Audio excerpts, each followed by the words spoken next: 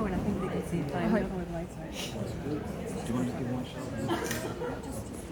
As soon as it starts playing, it'll be fine. Stop all the locks and stem the river's flow. Stop the frogs from larking in what they cannot know.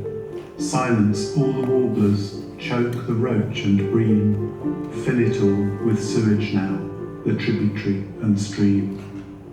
Restless birds are circling with nowhere safe to feed. All of this to satisfy your corporation's greed. Nature now is watching you as she slowly dies. The water vole and curlew, can you hear their cries?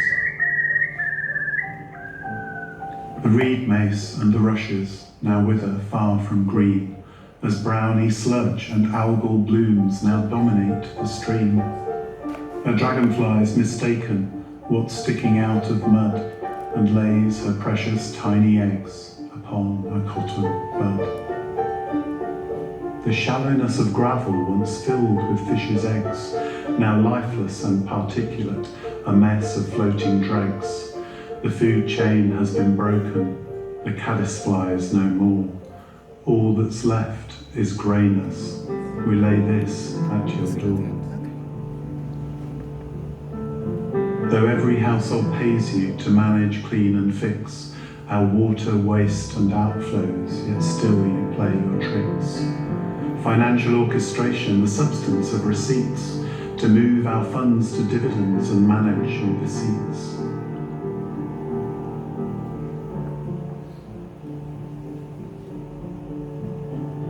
It's time for some accountancy, perhaps an AGM, to give us explanations from where decisions stem. Let's meet your truest shareholders and have them take the floor. Let them ask the questions.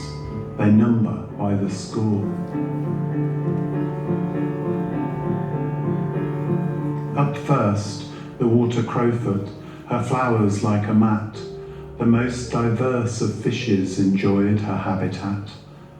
I need the freshest water, why can't you keep it clean? The bed where all my roots should lie, the dirtiest I've seen. The mayfly and the caddis, the flatworm, midge and mite. The water shrimp and damsel are here to join the fight. Invertebrate ecology, it needs the clean, the fresh, not soaked with fecal coliforms, bad filtered through a mesh. We can't splash about in shallows, E. coli for a friend. You claim all this is legal, the rules for you to bend. Wild swimming isn't sensible, because to our dismay, we float along with pathogens, hepatitis C or A. But rivers are not wanted now, so squander every one. Pack away the willow trees, dismantle all the fun. Pour away the chalk streams, scrape water meadows clean, for nothing shows that's pleasant now in fabled lands of green. Wind whispers in the willows about a corporate thief, and ratty, toad and badger now share collective grief. So time to issue notice, however much you howl, we're side by side with nature and standing cheek by jowl.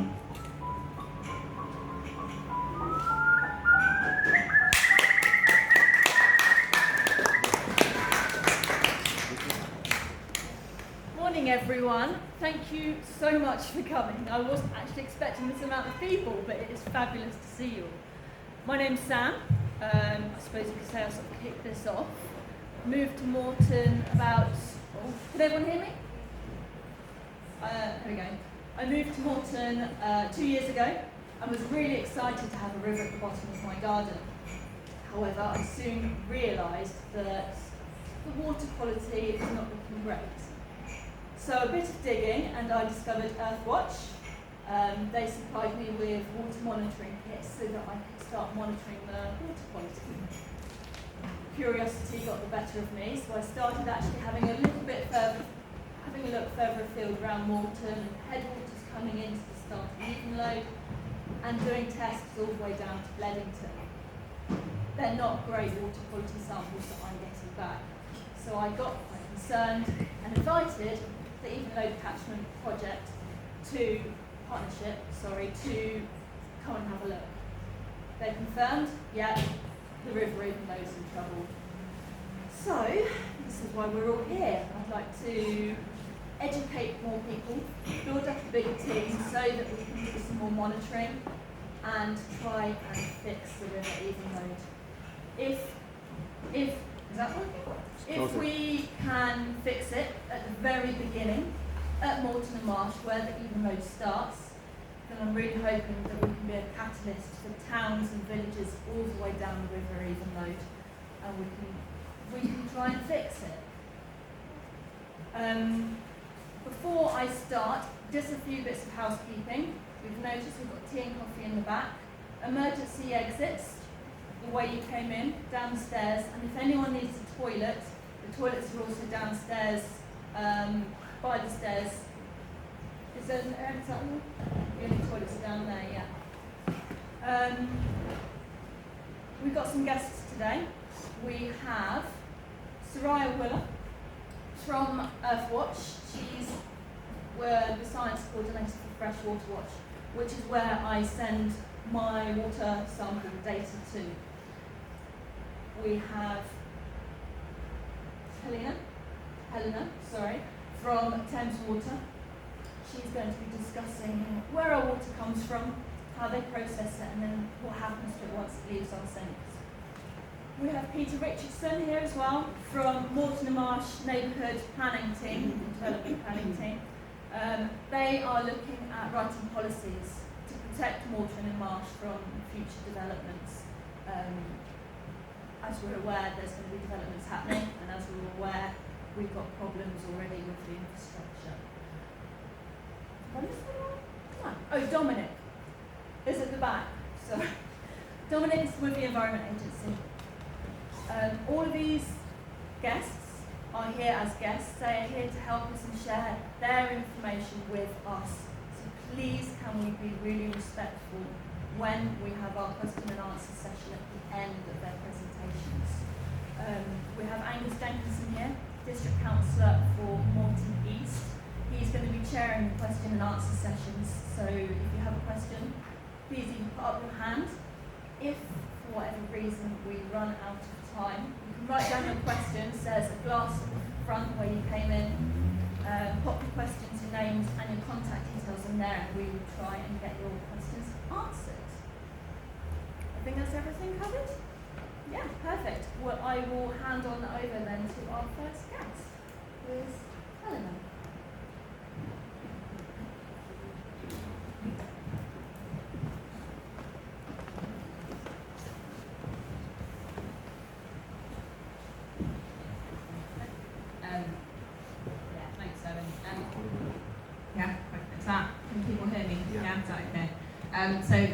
Nice to meet you, everybody. I'm Helena from Thames Water. I sit within the sustainability team. I work for Richardson. Some of you might know him. He's our sustainability director.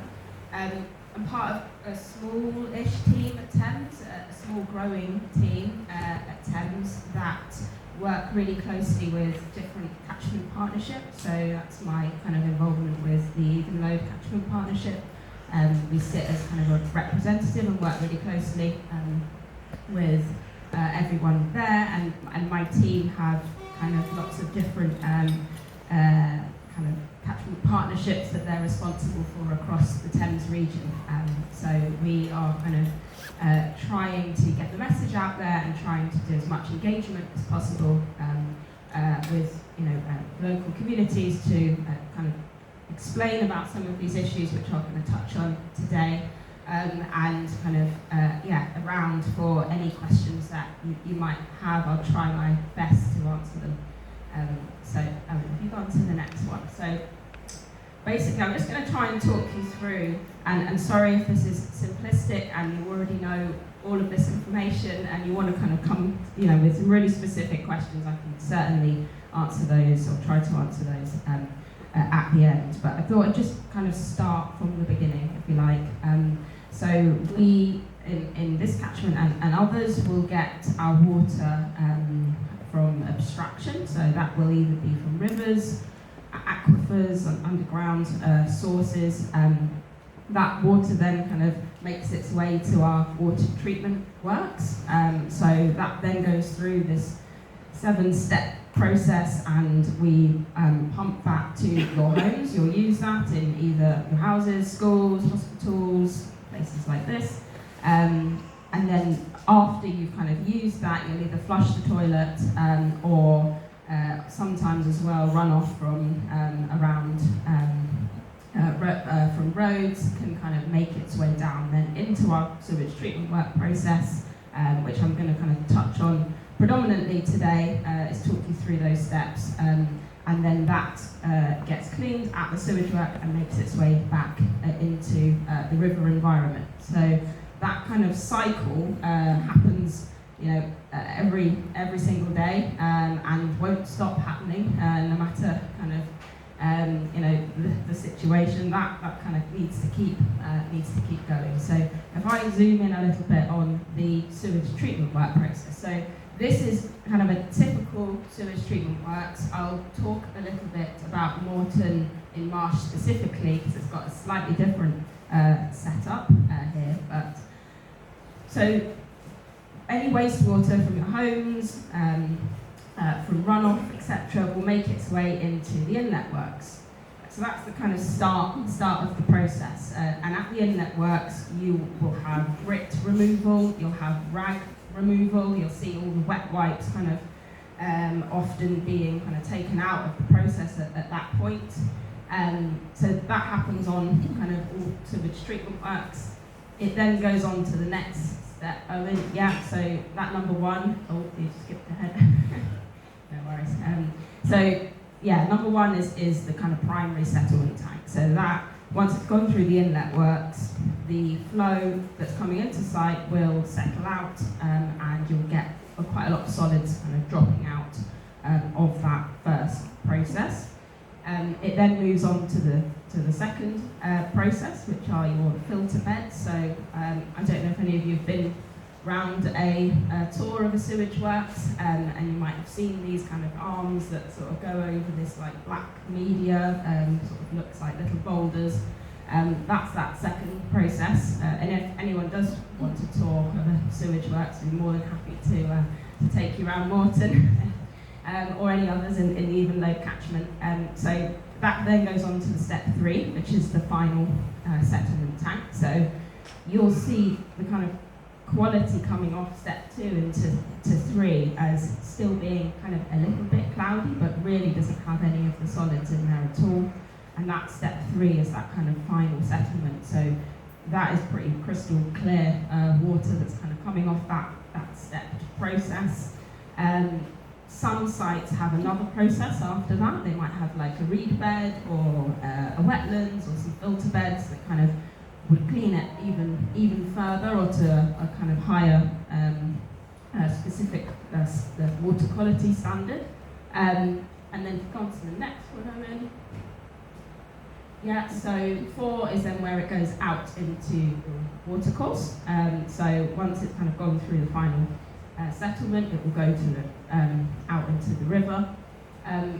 Step 5 in the process is the sludge holding tank. So that's all the solids that have come out of predominantly process 1, but some solids as well from process 3.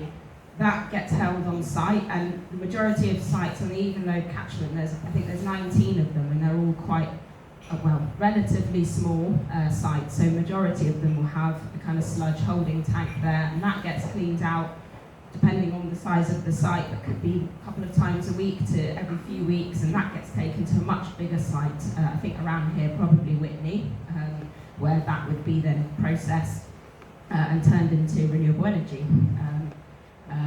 So that's the process, and then the final point is around if you click again, the storm tank. So a typical site, so this is typical, not Moreton, because I'll come on to that in a second, but a typical site will have a couple of storm tanks, and that comes after the in-network process. So you'll remove all the grit and the rag, but if the site is receiving too much flow, there's a design on the site to be able to split the flow to go to the storm tank, and that fills up one by one, if you like. It's kind of a sequential process, and then that will spill out into the river. But often they'll fill up and then they'll be able to drain one by one back round the sewage treatment works again. So it's just really dependent on how much flow is coming into the works as to how kind of quickly that retention time can happen. So go on to the next, thanks Ellen. So some of the challenges that we face across our network when we receive quite a lot of volume of flow, particularly after rainfall. So I was just having a look at the EDM map moments ago just to see what was going on. But honestly, when there is so much rainfall, I'm going to highlight some particular issues that make it make storm overflows more frequent.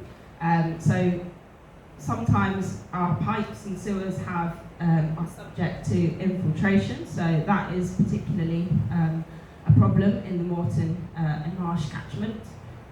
You'll see all these kind of potentially like cracks, and where pipes join, they'll be subject to infiltration.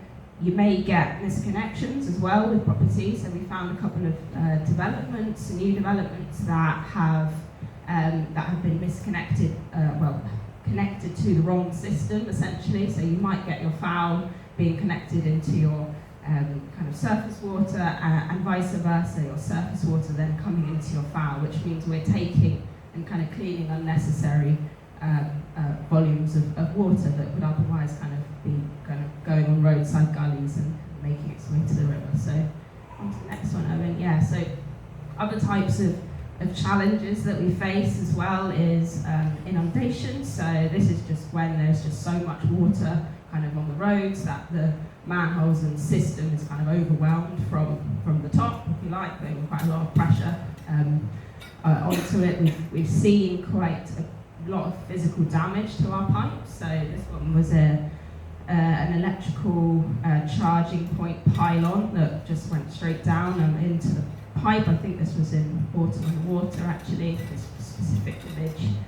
On to the next one, Owen. This is another kind of design of the system. 50, 60 years ago was these dual manholes. So again, to prevent flooding of both kind of the system, but also backing up into people's homes. You'll see that there's kind of two parts here, one surface water, one's the foul, and in these manholes it allows them to kind of change between the two, but just to literally alleviate the amount of water so it's not kind of backing up into toilets. Again, a design of the past, and some other challenges as well that we have in dealing with the unauthorised connections to our system as well. So, on to the next one, Owen. Thanks. So, this, I'm sure most of you have already seen already, but we went live with our storm discharges at the beginning of January. It's not something that any water company had done before, is putting all of these first of all, all water companies were starting to put monitors in, but putting this up online so that people can literally see. You could go on now, and I bet you it probably doesn't look as green as that, but you could go on and see what's happening in your local area and see kind of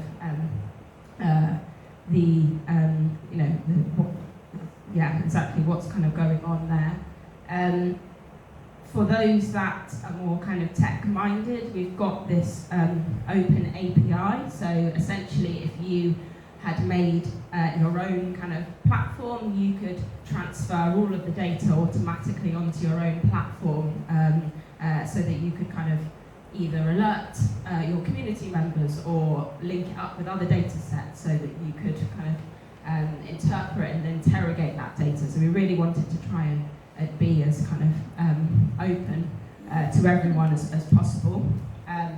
So we're pretty pleased that we were able to kind of get this up online. If you go to the next one, Owen. Yeah, so you can either if you want to, pan and share your location on the map, or you could just type in a specific site that you were interested in.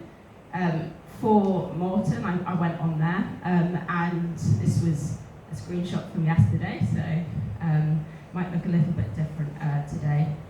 You can go on there and actually click through, on any site, you can click through and see the improvement plan for that specific site, so you can see if we're investing to upgrade it, when as well that upgrade might occur. So if I'm not able to answer any of the questions today, we can take that away, and if it's not on the map, I can certainly find out. So this, apologies if this is a bit, I just thought I'd try and explain what we're doing at Moreton-in-Marsh specifically. So if you ignore the right-hand side for a moment, Moreton has quite a complicated system attached to it. It's got these CSOs, so combined sewer overflows, further upstream in the catchment. So Moreton Sewage Treatment Works doesn't actually have a storm discharge itself, so that map Moreton is not a very typical example of a sewage treatment works. It's actually got these outflows up in the system, in the pipes, to alleviate the pressure coming onto site. So the site is kind of designed to a certain standard, and that will only take that specific amount of flow, and anything else will back up into the system and spill at one of those sites. But I just wanted to point out on the left that one of the sites has 3 storm tanks to kind of go in that sequential pattern, and another kind of land treatment area as well that will clean up any of those storm overflows that are kind of coming out, and that's before it then makes its way to the river. What we're doing at Moreton is we're looking at closing off one of the storm overflows and building bigger storm tanks on the site itself. So I think it's treble the current capacity that the system currently has on this left-hand side diagram. So that significant increase in storm tank capacity will certainly go a long way in alleviating those storm discharges that you'll see in the Moreton area specifically. So go on to the next one, Owen. I think it just says that we've got a WINEP, so this is this Water Industry National Environment Programme, so that's where we work with the Environment Agency to understand what's needed on each of our sites. So we've got a scheme that has a regulatory date of March 2025. So we're just working on that specific scheme at the moment, and I think we've submitted some reports to yourselves, Dom, about that scheme and making some progress there. So we're really hoping that will nearly eliminate most of the storm spills that you'll see in Moreton specifically. So coming on to the kind of, if you go just back a second, I just want to say about the kind of planning side of it. So something I didn't mention on the slides, but we have planning cycles every 5 years where we will work closely with the regulators to respond to the requirements that they are setting us, essentially. And we'll put a business plan together to kind of say how much we think we need to be able to deliver on that plan, and then we will go and kind of execute that plan essentially. For the first time, and this is kind of what I wanted to just highlight, was that on top of that planning, for the first time we've got this 25-year wastewater, drainage and wastewater management plan. So we haven't had that before as an industry. We've been very responsive on a kind of 5-year cycle as to the kind of current need in that catchment, and it's been quite piecemeal as to responding to those challenges. We, as Thames, are not a statutory consultee on planning, so I can explain a bit more about that if people are interested, but we have been a kind of retrospective mode of responding almost to the challenge after it's become a challenge. And this, for the first time, we've got a much longer kind of time frame looking at what are the challenges in 25 years' time, and how do we actually build and account for things like climate change and real changes in weather patterns, changes in people's behaviour as well. That's a kind of factor. Changes in technology potentially. So yeah, Owen, this you can find on our website. It sets out essentially what we're going to end up doing for the next 25 years, purely from a kind of wastewater perspective. We've done this as an industry for water resources for a good few years now, where we have a 25-year kind of planning timeline for more strategic projects. On to the next one, Ellen. So there's quite a lot of content there. It really looks at each site by site and builds that up into different catchments. It's got a kind of overarching strategy, but it is very detailed in the sense of all of the different kind of components of that plan. The regulators have asked all water companies for the first time to put that plan together, so that is now live on our website, so you can go on there and see for the Evenlode, for Moreton, for any other area that you might be interested in, what is required in those specific areas. Next one, Ellen. Yeah, so again, let's just highlight some of those, this kind of massive plan that we put together, and trying as well to articulate the scale of that plan. So it is going to be quite expensive to deliver, to execute, which we may, we're going to have to put that case to the regulators and go through that process with them, but it certainly will build a lot of capacity in all of the sewage treatment works that we will see across the patch. Moreton itself is subject to quite severe groundwater infiltration. So I mentioned on the previous slides how groundwater kind of gets into the system.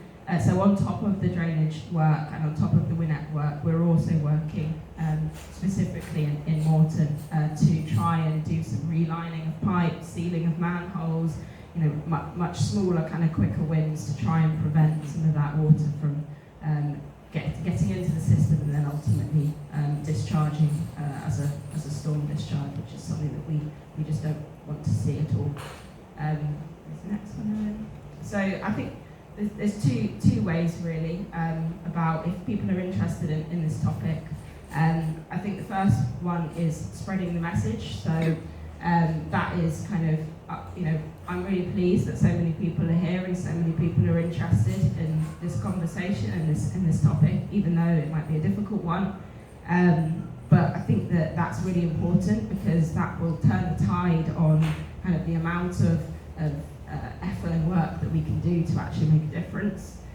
So I've got a couple of which I can send either to Sam or whoever, but on to the next one, Owen. I've got minute don't block it messaging that you can access and share amongst communities. And on to the next one, Owen.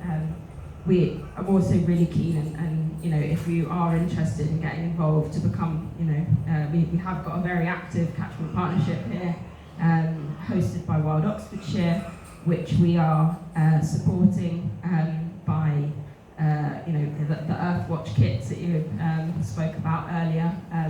Being able to provide people with the tools to be able to see what is actually going on, and I think that that's a kind of really good starting point, is to understand the scale of the problem so that we can do something about it, essentially. So I think that was the end of my story. Yeah, so again, I'm here on the panel and around till about 3 if anyone's got any specific questions at all. So thank you.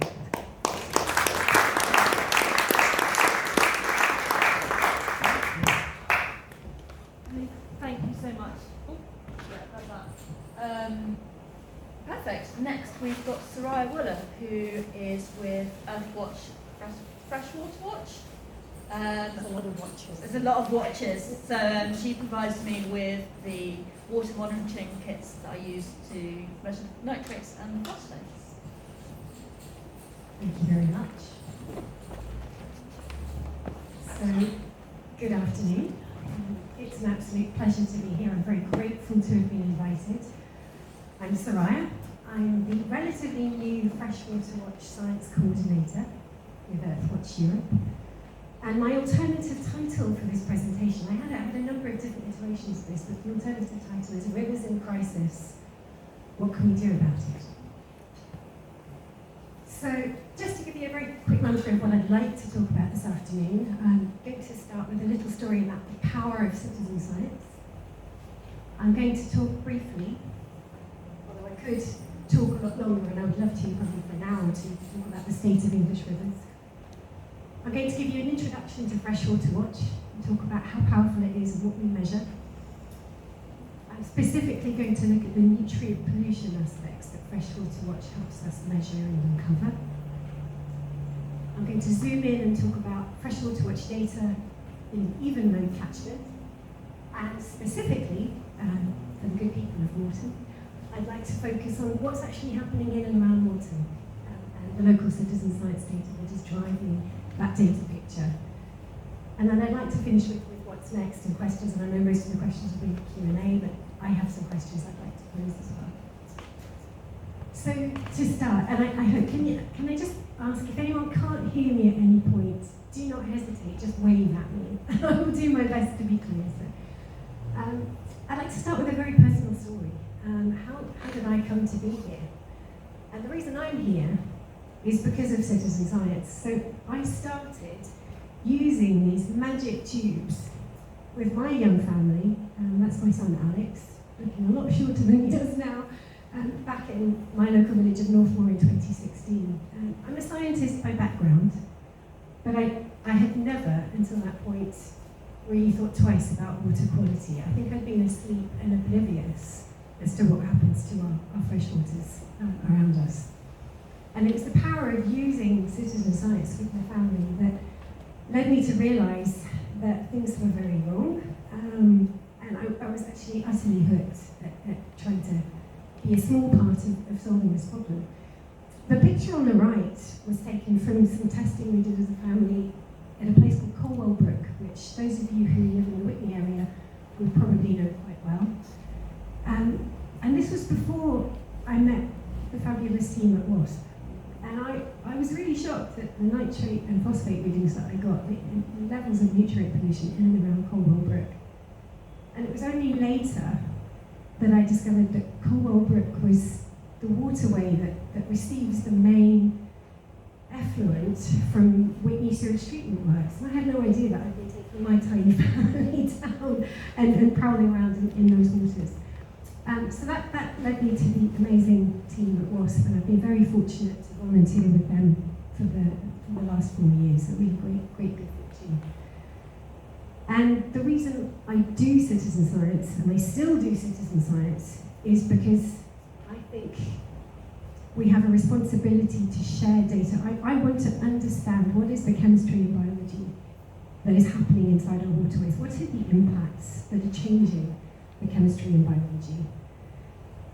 And I want to work to change the feature of these waterways, to protect them for the next generation, and also for my mum, who remembers the waters as they were. I want to help get it back for her in her lifetime. And also, as Tony's amazing poem shows, this is also home. These waterways, we rely on them for our well-being, but they're home for so many other beings. So that's why I do citizen science. Very brief introduction. Thanks, Anna.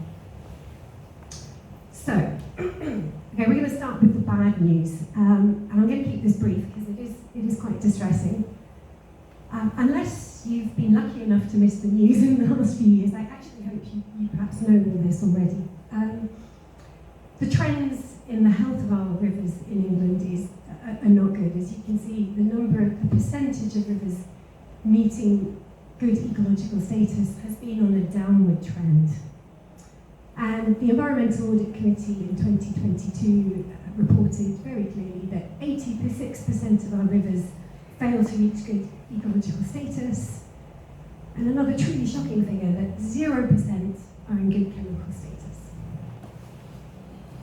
In fact, in the Thames Basin, it's actually 97% of rivers fail to reach good ecological status.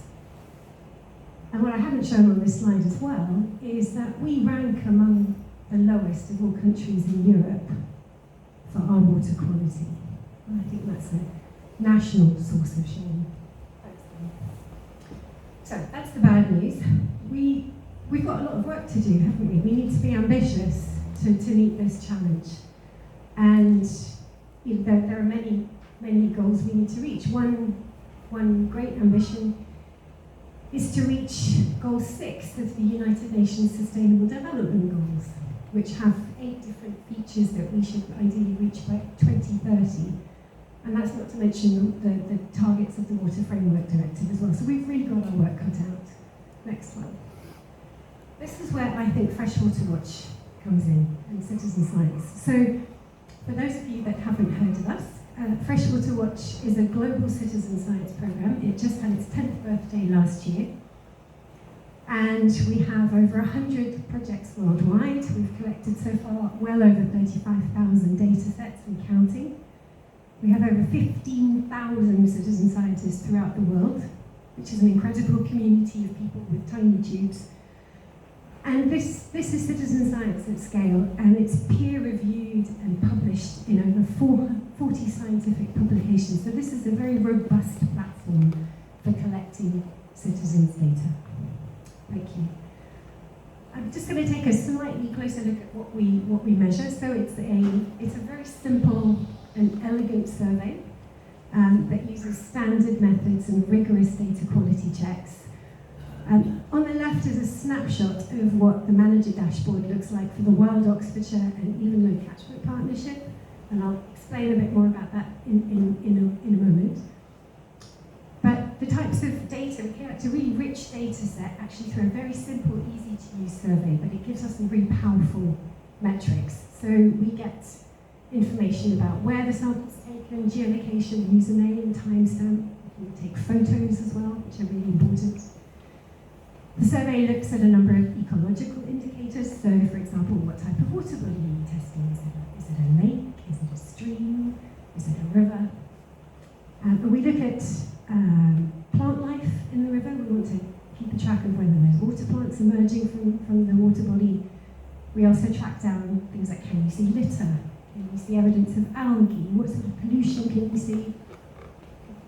There are hydrological indicators, so we ask our scientists to record metrics on water level, flow, and water height through a series of really simple questions. And then we come to the really, really powerful stuff, the chemical conditions. And I'm going to go into a lot more detail and talk about nitrates and phosphates. So we measure the nitrate and phosphate levels using these magic tubes. And we also look at the optical conditions, so the turbidity, cloudiness, and sorry, this might be really hard for you guys to read at the back, but the gist is that we have more data sets from citizen science than the Environment Agency currently do, particularly with regard to the Evenlode Catchment. And that's no disrespect to the EA. We know that they have some severe issues in terms of resources and funding challenges, but citizen science can help fill that gap. So last year, we had 305 citizen science samples taken across the Evenlode, and the EA had 57. So we not only have more samples, we have more data distributed in time, and we can sample a greater spatial range of sites. So I'd like to just talk a little bit more about some of those key parameters of the survey, so nitrates, phosphates, and turbidity. So what happens is you get your water sample, and within a couple of minutes, you can get a result on the nitrate level of your water body. You wait 3 minutes for nitrate, if it is less than 0.5 milligrams per litre of nitrate, and that's measured as the nitrogen in the nitrate that we measure, then that would be classified as good ecologically. If it's greater than 2 milligrams per litre, that's poor. Why nitrates? Why would we measure nitrates? Well, nitrates and phosphates are both nutrients. They're essential for all life. They're a good thing. You and I need them, plants need them, animals need them, and we excrete them as well. But too much of a good thing is too much of a good thing. It's like having too many donuts. It comes at a cost. And I'll go on to talk a little bit about what the cost is of having too many nutrients in waterways. So, just one back. So phosphate we measure as well in a similar way, and it gives us a slightly different colour reaction. We have to wait 5 minutes, not 3, and we have metrics as to what represents a healthy or an unhealthy level of phosphate. So for phosphate, we consider less than 0.05 milligrams per litre of phosphorus as phosphate to be our metric, and poor would be greater than 0.1 milligram per litre. And the last part I'm going to talk about is turbidity, or the cloudiness of the water. You can see, I think this was actually an African sample. This is really high turbidity here. We just need a very simple tube. We would measure that that's less than 240, and having cloudy water is bad for a number of reasons. It could mean that we have health impacts, but it's also bad for the environment because it means that the amount of light cannot penetrate, and that has impacts on plants and the ecosystem. And the cloudiness can come from a number of places. It could be because you've got sediment and silty runoff. It could be that you've got an algal bloom. So it's really talking about the amount of particles in the water that are going to block the way that water responds to light. Now, Helena mentioned that the water coming out of water treatment works is clear. And that's really important. We do want water to be clear because when it's turbid, it can shelter pathogens. And if you're looking at an African site where that fresh water is used as drinking water, turbidity is really crucial. But it's also important to remember, and we'll see this for some of the Moreton data, that clear doesn't mean clean. And you can have beautifully clear samples. In fact, all this last 2 months I've been sampling around the Evenlode. Every sample I've taken has had an amazingly lovely clear turbidity. It's been less than 14. I get to the top of my Seki tube, I can see all the way down to the bottom. It's nice, clear water. But many of the sites I test are absolutely blighted by nutrient pollution, and the nitrates and phosphates are high. So I think it's really important to distinguish clean versus clear. Thank you. So, coming back to this idea of too many donuts, why is it bad for us? Why are nitrates and phosphates bad for water? So the slide on the left actually comes from the Environment Agency, and it talks about what happens to a river that has high plant nutrient concentrations. And phosphates often considered to be the important nutrient in freshwater systems, perhaps less so than nitrate, because phosphate is the one that is the limiting factor on plant growth. And that's not necessarily the complete picture. In fact, this slide could apply to nitrates as well. But what we tend to see, if you have high levels of phosphate, is what we call a eutrophic system.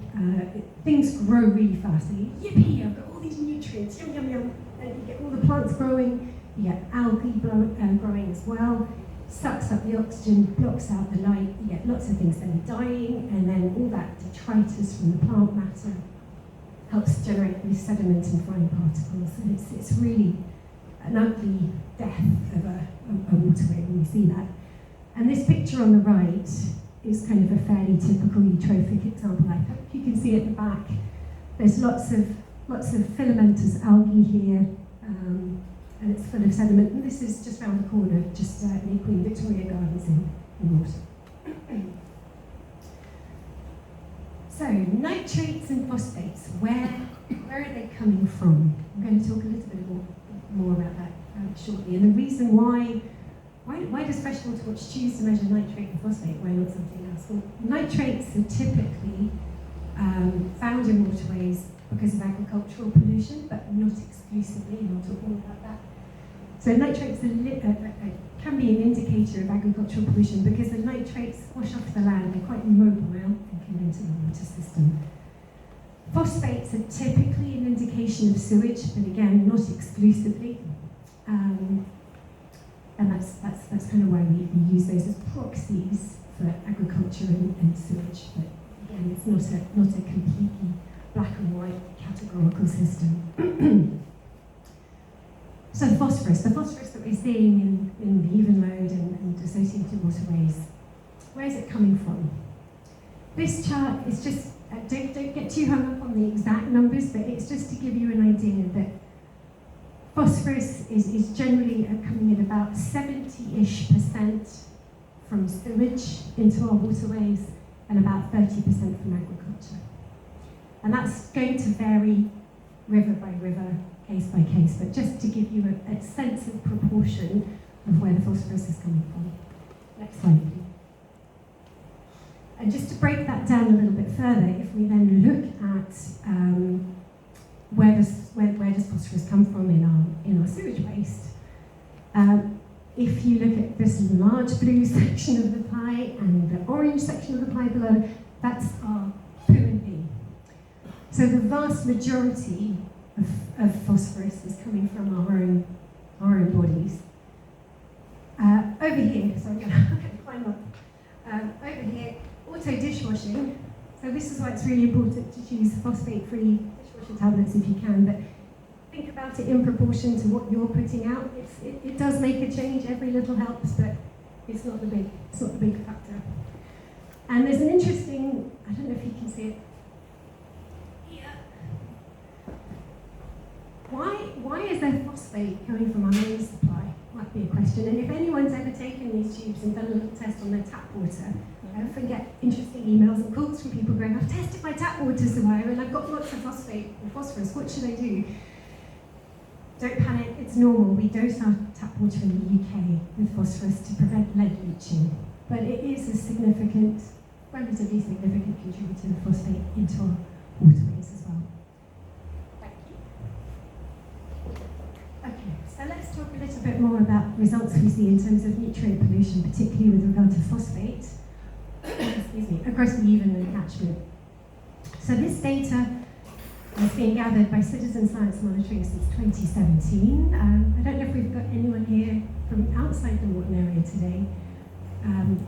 This is data obtained on the Little Stock Brook. So if you know Milton and Shipton at all, these sites are above and below Milton with sewage treatment works. And the gist of it is that upstream, which is above on the left, which is confusing because it's below in the picture, but it's above the treatment works, that's the way the water flows. You can see that the collation of data for the median phosphate levels, it's generally quite good upstream, and you can see from the colours it's generally quite bad downstream. So we can see by the location of our testing sites that the treatment works is having an impact in terms of the phosphate loading of that waterway. Next slide. Here's another example of phosphate in the Evenlode Catchment. This again was actually taken at Moreton-in-Marsh. It's just data from 2021. And what you can see on the blue peak is that below the sewage treatment works, you see a really interesting additional impact in terms of rise of phosphate levels. And this is in summertime due to the low flows. The waterways actually then quite diminished, and there seems to be an additional summer effect of rising phosphate levels. And as I mentioned, we're not just concerned about phosphate, we are also concerned about nitrates as well. This is again a collation of citizen science data that shows that we see impacts, elevated levels of nitrate downstream of sewage treatment works as well, and that's because our treatment works also contribute nitrates to the waterway. Okay, tempted to say any questions, but I've got to save that for later. Other sources of pollution. There are of course many other choice polluting events that we could talk about beyond sewage treatment works. they can actually be a bit more difficult to detect. You've got to be a really good detective sometimes to work out where they're coming from. This graph here is from some nitrate citizen sites, again, nitrate monitoring along the Glyme. And what it shows is the peaks in winter months of the nitrate levels rising, and that's sort of fairly typical of runoff events with seasonal rain. But we could also be dealing, again, if we're thinking about other sources of pollution, you could have private discharges, septic tanks, other forms of agricultural input, and also road runoff. And that's where you have to really work hard to collect your data sets and know your local patch. Thank you. So talking about local patch, let's talk about Moreton. And I'm going to present this bit of data which has been collated by, this is mainly by Sam, by Frank Lucas, and by Rupert. I know Frank's here, I'm not sure if Rupert's here, I hope he is. And I feel very grateful that they've entrusted me to present this, because actually I would really love it to be them presenting their data, because these are the sites that they know and that they're passionate about. And I think it's really important that their voices get heard.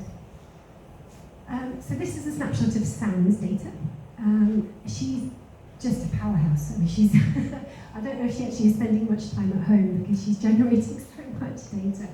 And it's brilliant, because it's starting to build a picture up of the health, or lack of it, of the freshwater around Moreton. And as Sam alluded to, you would kind of expect the top of the Evenlode, this is where it starts, this is the source, we're in the headwaters here. You'd expect it to be clean and clear, right? But the green sites, what I'll explain a little bit about is our traffic light system at Freshwater Watch. So we have an amazing JavaScript data matrix that I'm not even going to pretend to understand, but it categorizes your citizen science results instantaneously. So when you log your survey on your phone, you get a text response and a category to say it was green, amber, or red. So it's in good ecological status, moderate, or poor. And that's what those green and red refer to. So it's not all background here. We've got some data that shows there are some decent sites, but that sometimes they're not so good. So up here you can see we've got some red sites around Queen Victoria Gardens, and if Owen could just do one more click for me, thank you. So that red data point was from Sam back in May. It's the stream south of the cricket ground. It had a high nitrate level. We recorded that between 2 and 5, and phosphate was greater than 2. Why? I'm going to just leave that as a question for now. We're not quite sure. This is where we need more data and more local knowledge. But it tells us that there's something not quite right. Likewise, this is a site not far from the railway station and the business park. And you can see it's a great photo Sam's taken. And these are Sam's photos as well. So the Freshwater Watch platform, as I mentioned, you can capture photographic data, and that enables me to be able to present it as well. And again, something really strange happening there. You've got high nitrate levels, and again, also high phosphate. And it's going to be really interesting. Sam's relatively recently started monitoring. I think what's really important is to build up this data seasonally, so to see what happens month by month, season by season, to get a year's worth of data, to think about how these sites are being influenced. And Sam's already doing a lot of spatial analysis, because she's not just picked 2 sites and is testing up and downstream, she's testing lots of places, and that's building up a really interesting network of data points. Oh, sorry, if we could just go back one more thing, sorry. One more thing I forgot to say. The 2 stars are Rupert's data, or data points, and he's got an amazing body of data. It's not using Freshwater Watch, but it's using complementary citizen science, and he's been very kind enough to share that data, and I'm hoping I can help report on it in coming months. He's been diligently testing for a number of years now, building up data points in those 2 starred locations, and I'm not sure he's here today, but I'd love to hear from him in the Q&A if he is. Thank you. And so likewise, I just got a little snapshot of Frank's data as well. Frank's been testing on the Four Shires Brook, which I'm guessing you all know really well. If you could just click again. So here's an example of a report that the JavaScript matrix from Freshwater Watch has popped back. So this is the feedback. It does make me smile a little bit if it wasn't so tragic. Your data set indicates that this water body has a poor ecological status. What a bummer. It's actually, both of Frank's sites are above and below Moreton sewage treatment works. This is below, and it's hard to say because we haven't got a huge. Frank's been doing a lot of monitoring, but we probably need a wee bit more to build up the picture. But generally, just as a loose conclusion, one could say it does look a little bit worse downstream than up, but there's a lot else that's happening on that waterway, and I think hopefully Frank can maybe mention that in the Q&A as well. There's a lot to take in, isn't there? I hope you're going to have some questions for me. I guess the biggest one I want to ask is what next? We're generating this data. We've got ambitious targets. We want to be, as a country, we used to want to be having 75% of our rivers at good status by 2027. We're going to have to work really fast to get anywhere close to that. But what I think comes next is change, and it's change driven by you. It's change driven by citizen scientists. And we're lucky, I think now. I mean, we're in a bad situation, but we're lucky. We know that we're in a bad situation, and that's through the tireless work of campaign groups like WASP and the amazing Peter Hammond and Ash Smith, who have helped raise national awareness to the scale of the issues that we face.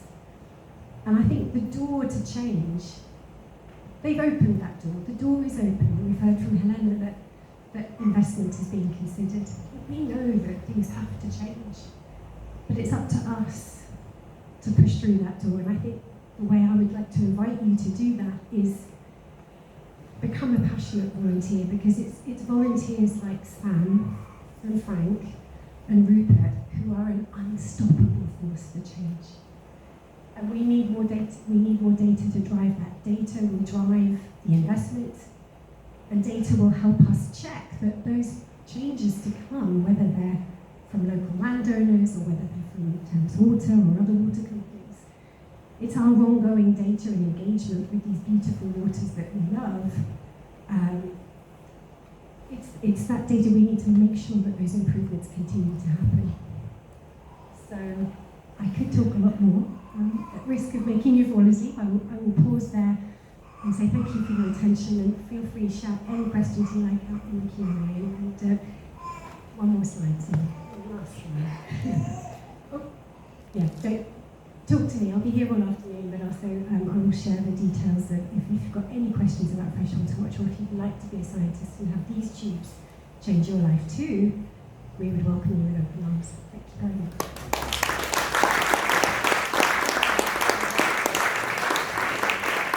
Thank you so much, Soraya. Next up, we've got Dominic from the Environment Agency. No, feel free.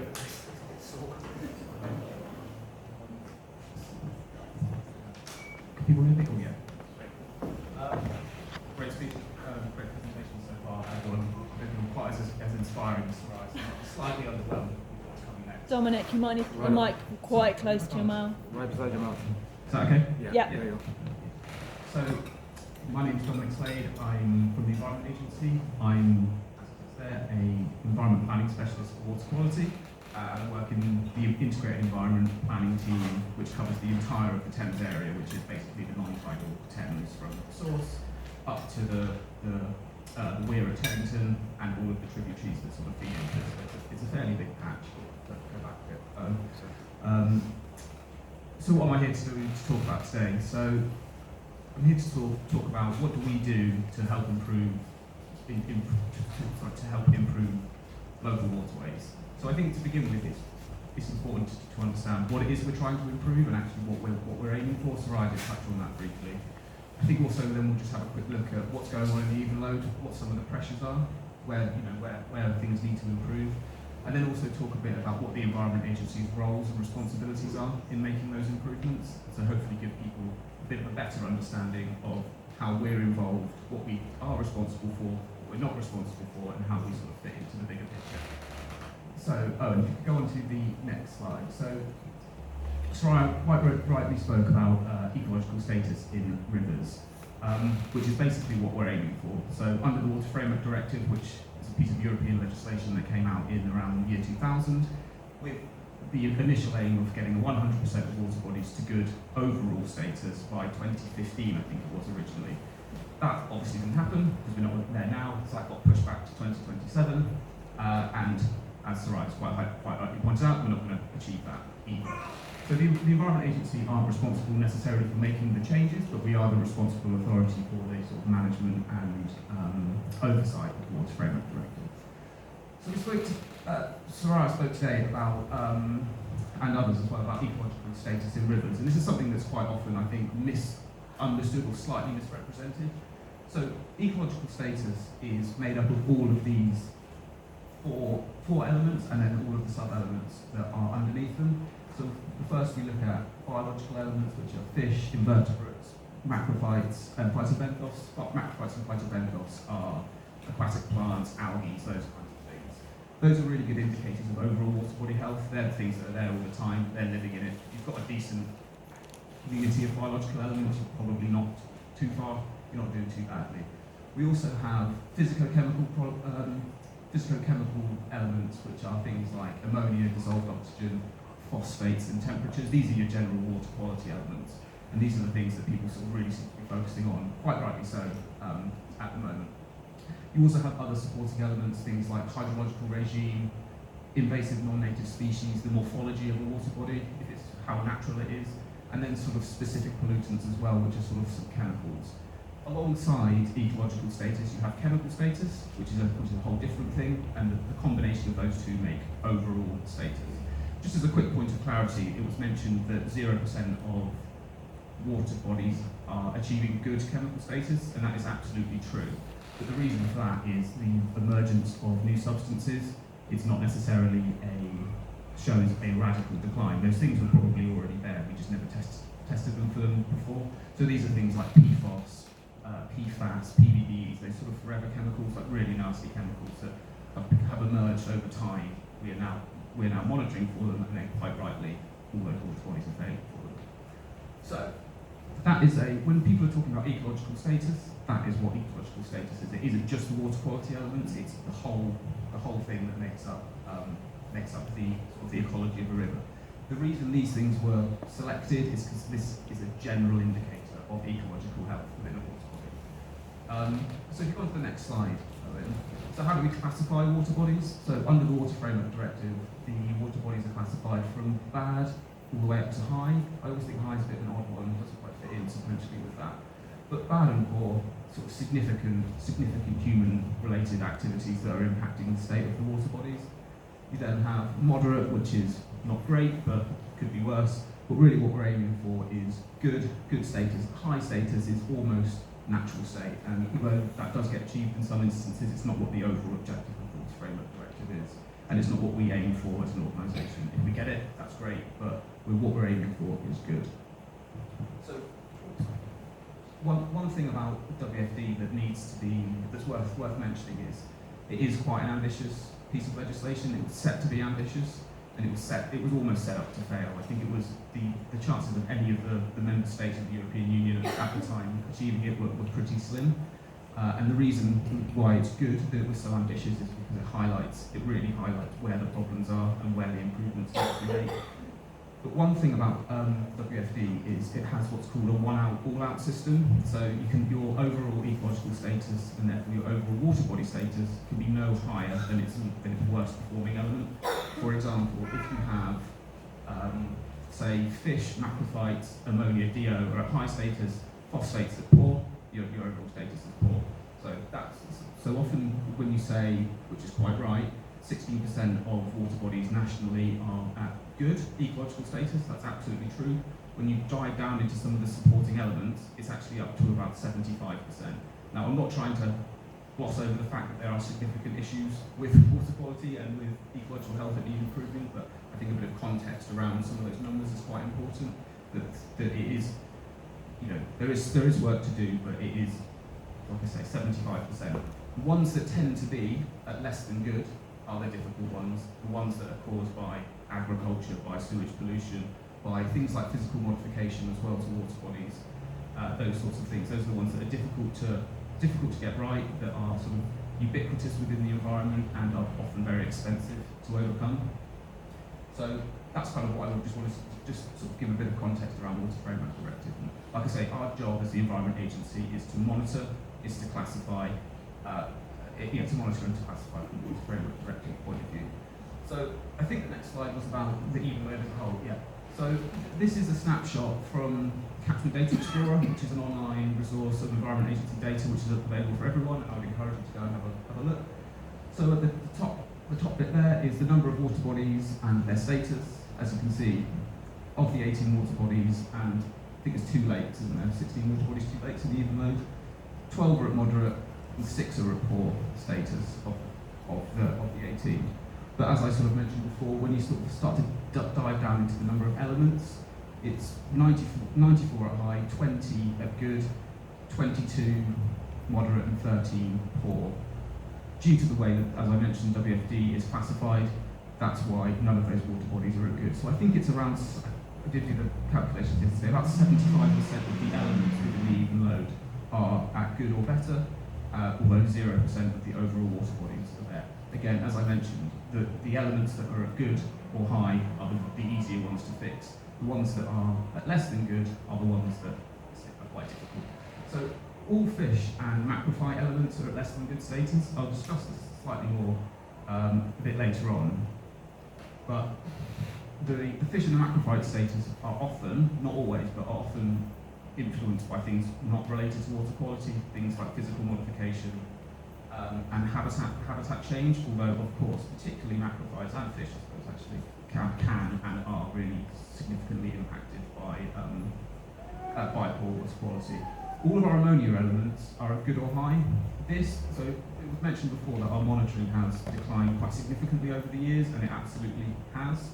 And I would take some of these as with a little bit of not necessarily a pinch of salt, but some of the data is probably not as robust as we would want it to be.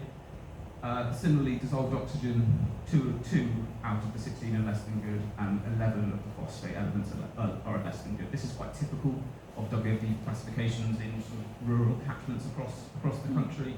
Phosphates, as mentioned, come from sewage works, come from diffuse agricultural pollution, tends to be the ones that are difficult to get better. So could you go on to the next one, Helena? So these are what are the reasons for not achieving good status on the Evenlode. As you can see, the 3 main things are physical modification, pollution from rural areas, and pollution from wastewater. So pollution from wastewater, very well discussed, regularly covered in the media, and I dare say is the reason why most people are here. Quite clearly a significant problem, quite clearly an ongoing problem, and the scale of that problem I think is becoming more and more acute, and we're becoming more aware of it. However, it's not the only problem, and I think part of the Environment Agency's role is keeping focus on what the objectives of the Water Framework Directive are, and actually looking at the river environment in a holistic way, and we want to be very, very clear that I'm not saying that pollution from wastewater is not a problem, it's a massive problem. But if we solved all of that, we would still not be achieving good status in a large number of water bodies. So part of our role is keeping focus on the things where focus needs to be kept. So pollution from wastewater, the Evenlode sort of in some ways suffers from its geography. I mean, obviously it's a really nice place to live, but it's a small rural area, lots of small sewage treatment works, and also suffers quite significantly from groundwater infiltration. So the issue of dealing with wastewater treatment works previously in a cost-effective way has been quite challenging. There's also the issue around septic tanks and private discharges. Private discharges, the Environment Agency permit and regulate to a degree, but they're renowned for being for not working that well sometimes, not being maintained, and often having failures. Septic tanks don't fall under our regulatory regime, so you can be fined for not maintaining a septic tank, but we don't know. I don't think anyone knows where all the septic tanks are. That's an issue. That's an issue that I think needs dealing with. The other sort of thing in the Evenlode, which is a big problem, is the physical modifications. So these are often big problems for fish. So at Cassington, where it meets the Thames, there's an Environment Agency gauging weir, which is impassable for fish. As a result of that, none of the fish classifications are better than moderate because of the species abundance and diversity that you would normally expect in this kind of environment. Also, sort of historic land use change as agriculture, towns and cities have changed water bodies to sort of suit their needs. That's then often made the habitat unsuitable for fish, and often for macrophytes as well. And then obviously the issues around agricultural pollution and pollution generated from rural areas. Again, this is quite a difficult issue to deal with because it's widespread. It's not coming from a particular source, and then the Environment Agency's ability to sort of regulate it and improve it is much more limited compared to things like physical modification and pollution from wastewater. So that's just a bit of background. So what's the Environment Agency's responsibility and roles in working towards getting good ecological status? So as I mentioned, one of our responsibilities is to monitor and classify. One of our responsibilities is to identify the risks, and issues, and also identify what improvements are required in order to meet those objectives. It's not our responsibility often to deliver it. Sometimes it is if it's one of our assets, like at Cassington, that's causing the problem. But it's our responsibility to identify it. But it's the responsibility of the cause of that issue to fix the problem. It's also not our responsibility to determine how funding is allocated. That's a question for central government, and often the industries. That's a negotiation that happens at that sort of level. That's it. So that's just a bit of clarity. That's kind of our roles and responsibilities. So how do we go about doing the things I mentioned, identifying risks and identifying improvements? So we do that through river basin management plans. You can go on to the next slide, Owen. So I'm sure people have heard about river basin management plans.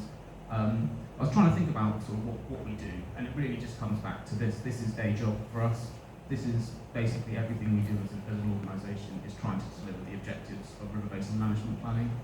So in river basin management plans provide strategic direction at a sort of a national or river basin scale, but they also set what are legally binding objectives at a local or water body scale that have to be achieved by a certain date, 2027 in the case of the way that it currently is.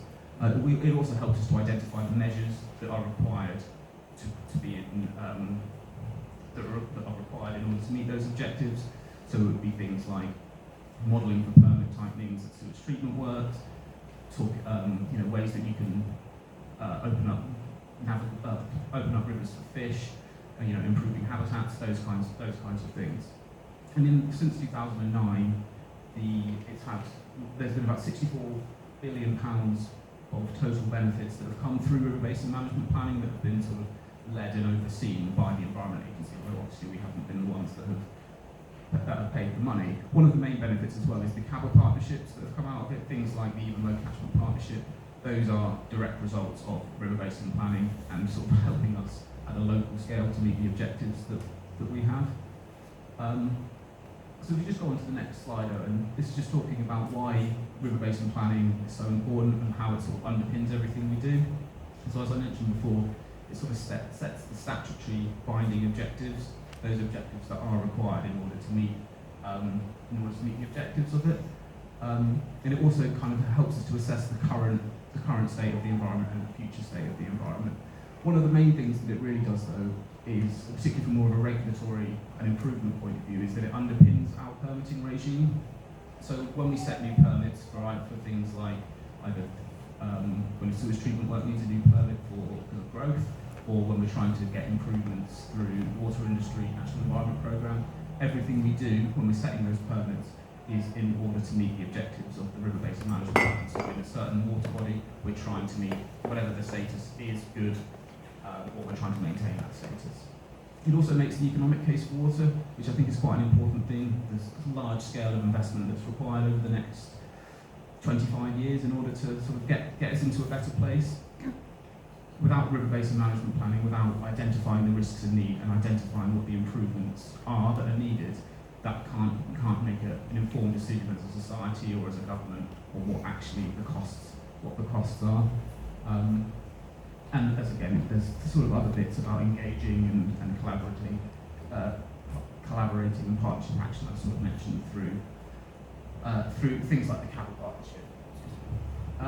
So what are the sort of the main drivers that the Environment Agency has to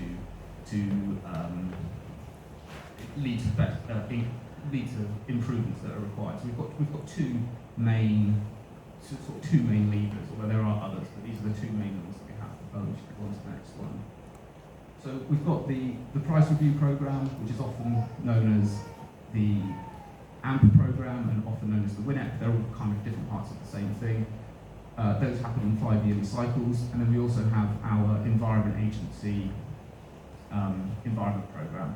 So an example of things that would be improved through the price review programme would be things like WFD improvement or no deterioration schemes. So this would be where we would tighten permit limits in order to meet an objective, or we might remove a fish pass in order to get the fish status up to higher, or reduction in abstraction, which I haven't mentioned sort of groundwater WFD status as well, but reducing abstraction licenses in order to protect the flows.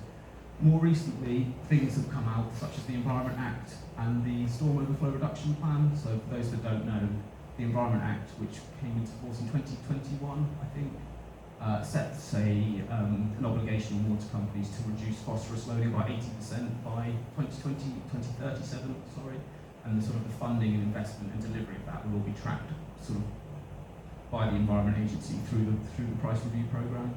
Similarly, with the Storm Overflow Reduction Plan, there's kind of quite long timescales on this, but quite ambitious targets in order to reduce storm overflows by 2050 to all of them less than 10 spills, causing no ecological harm. And what's really interesting, I think, about some of that storm overflow reduction plan is that within the next 5-year cycle, there'll be investigations into all overflows that will really give us a much clearer understanding of the scale and impact of storm overflows, something that hasn't been done before. And that's something that will be delivered between 2025 and 2030, and that will really help to understand where investment's needed and how it can be tracked. The other thing that we've kind of achieved through the price review programme is monitoring. So quite clearly, everyone's heard about the storm overflow. Helena mentioned about the storm overflow map. The monitors that are giving those information are things that the Environment Agency and the government put on water companies in AMP6, which was up to 2020, which then actually gave us an opportunity to see the scale of the problem, which I think probably wasn't understood to quite the extent until then. Similarly, now there's monitors going in to help measure compliance on flow-to-full treatment, and also measuring when water companies are spilling to storm tanks, all of things which help with the compliance and planning going forward. And sort of then touched on habitat abstraction reduction and fish and eel passage. So those are just general things that we're able to sort of influence through the price review programme that can then help us achieve the objectives of WFD and River Basin Management Plan. So the other thing that the Environment Agency has is our own internal environment programme, and again this is driven by WFD. It's less to do with water quality, particularly on things like sewage works, because those aren't measures for us to deliver, but we'll do things like natural flood management, opening up fish and eel passages where it's our assets that are causing the issue. We have money to donate or not to contribute to or to sort of lead on habitat improvements and river restoration projects, and sort of more recently there's been quite a bit of focus around chalk stream improvements. We have people that are now really focusing on getting chalk rivers back to a better state. And then the other thing we can do is give advice to farmers. As I mentioned, sort of regulating farming is more challenging than regulating the water industry, and sort of our main lever at the moment is giving advice. The future of that is I'm not entirely sure, but that's sort of what we do at the moment. The final thing I wanted to just talk about is just some sort of plans for the future, what's happening in the future, and some of the things we're involved in, particularly around growth and around permitting. So growth and sorry, we've gone to the last slide there. Sorry, it's the growth, permitting, and regulation are quite significant issues that we face. So growth, obviously, we're living in a growing population, that's putting greater pressure on sewage treatment works. The Environment Agency's involvement in the planning process, similar to Thames Water, is we're not a statutory consultee, so we do get consulted, but we don't have to, and they don't have to listen to our advice. What we try and do is engage local authorities at the local plan scale, so we'll help to get the right policies in the local plan where possible, but also encourage them to undertake water cycle studies so that you can know and understand where the pressures are going to be on the water environment and when they're going to happen, and quite crucially what permits need to be in place in order to sort of facilitate that growth. Just one thing that's noting is that it is the responsibility of any permit holder to make sure they've got the right permits in place. If the permits are not, if the permits are not in place, planning it should be part of any water industry supply and demand planning, and when they're causing a deterioration, that's obviously not a situation that we want to be in. And then I suppose just quickly on challenges into the future, I think, unfortunately, some of these challenges are going to increase. We've got a growing population, we've got more, with climate change, the impact particularly on flows and particularly on low flows during the summer months are going to have potentially a really significant impact on water quality, and particularly as discharge permits are currently based on historic flows. If those flows start reducing over time, the impact of that on water quality is potentially going to be quite significant. But yeah, that was it really. So I thought that was that was the end for me. So I'll be around later for any questions.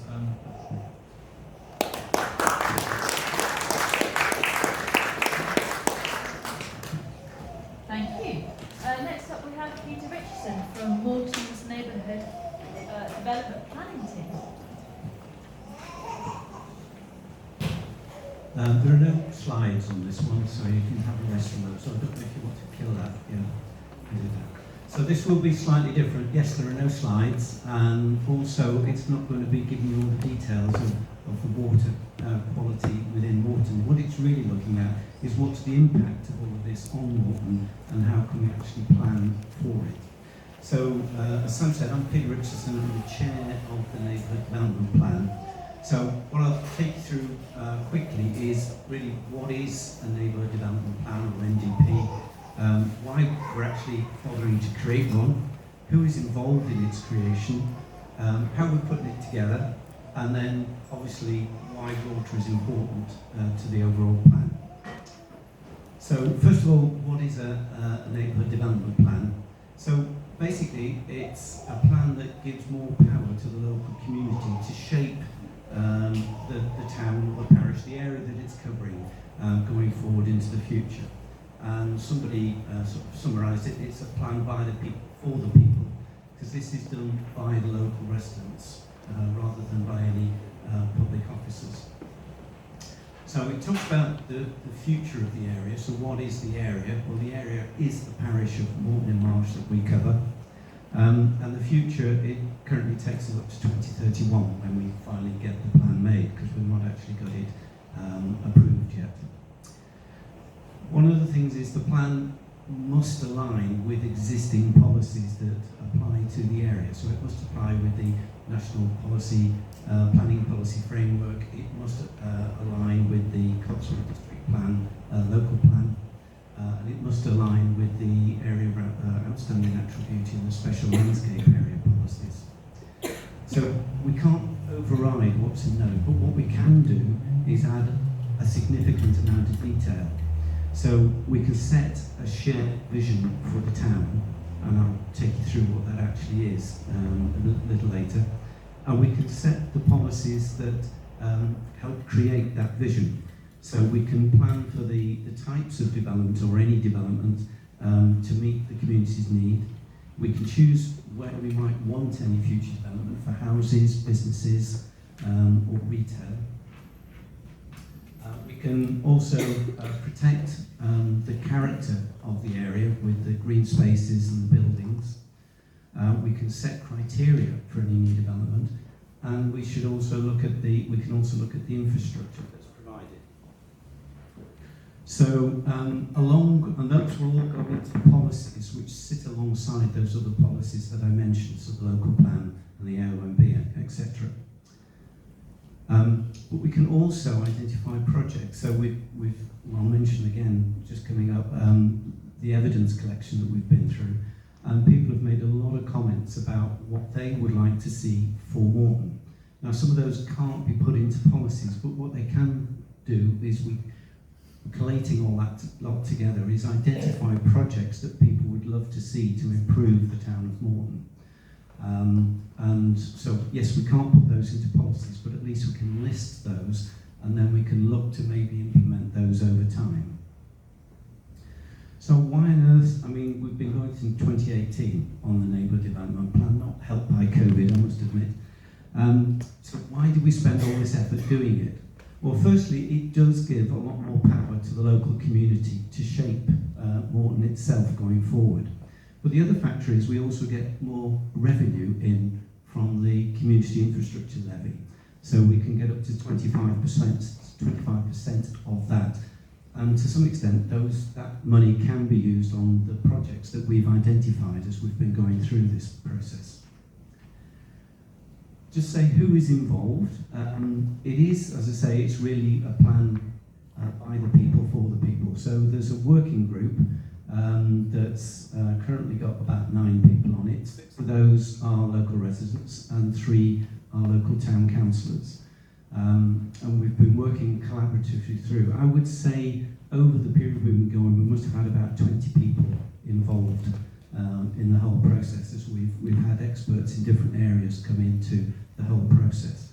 And also we're working with a group of, or a firm of consultants who specialise in NDPs, Neighbourhood Development Plans. So they've got experience and expertise of developing these with a lot of other communities.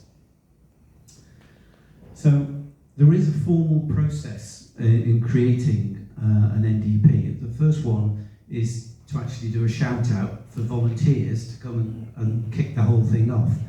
And as I say, that was done in 2018. So the initial team was formed, and then we had a big decision as to what area did we cover, because of course we're right on the boundary of the Cotswold District Council, and we are influenced by our neighbours. But just for simplicity's sake, as I say, we kept it just to the parish of Moreton-in-Marsh. There was then a large exercise where we collected evidences, because the policies, when they come through, they can't just be the whims of the working group. They've got to be supported by evidences from the local community. So we've run various surveys, business surveys, resident surveys. We've run consultations in this hall. We've run workshops around the town, and also we've done various studies as well. And that helped us then to put together the vision and also the objectives. And we sent that out to the local community as well to get their views on that. And I'm pleased to say that those were actually accepted. And so that vision and those objectives are now informing the policies that we're drafting together at the moment with the help of our consultant company.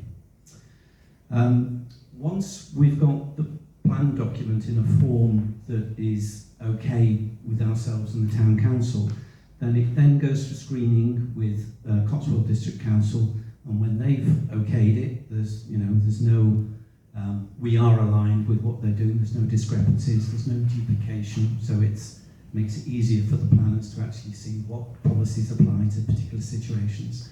It then goes to an independent examiner who goes around the country examining these things, and they will come back with certain comments which we'll have to take account of. But once that's all agreed, it then goes back to the residents again for a referendum. So hopefully the residents will be happy with what we've put together. And then the plan will actually be made, is the term, and it has the power of the local plan policies as well. So that's where we're aiming for. At the moment, where are we now? As I say, we've got agreement on the vision and objectives. We're making very good headway now on putting the plan document together. We've had the second or third iteration on the draft policies now. So it would be lovely if we could actually get screening to the Cotswold District Council probably probably mid-late autumn or something like that this year. So, I said I'd tell you what our vision is for Moreton in 2031. So the vision, and this is to give a context for where we're going with things and the impact on the water side on all of this. So the vision for Moreton 2031 is that it's an attractive, vibrant and prosperous market town with a wide range of housing options. It benefits from excellent transport links, a network of safe walking and cycling routes, and it successfully blends its role as a key retail and service centre for businesses, residents and visitors in a green, biodiverse, low-carbon environment.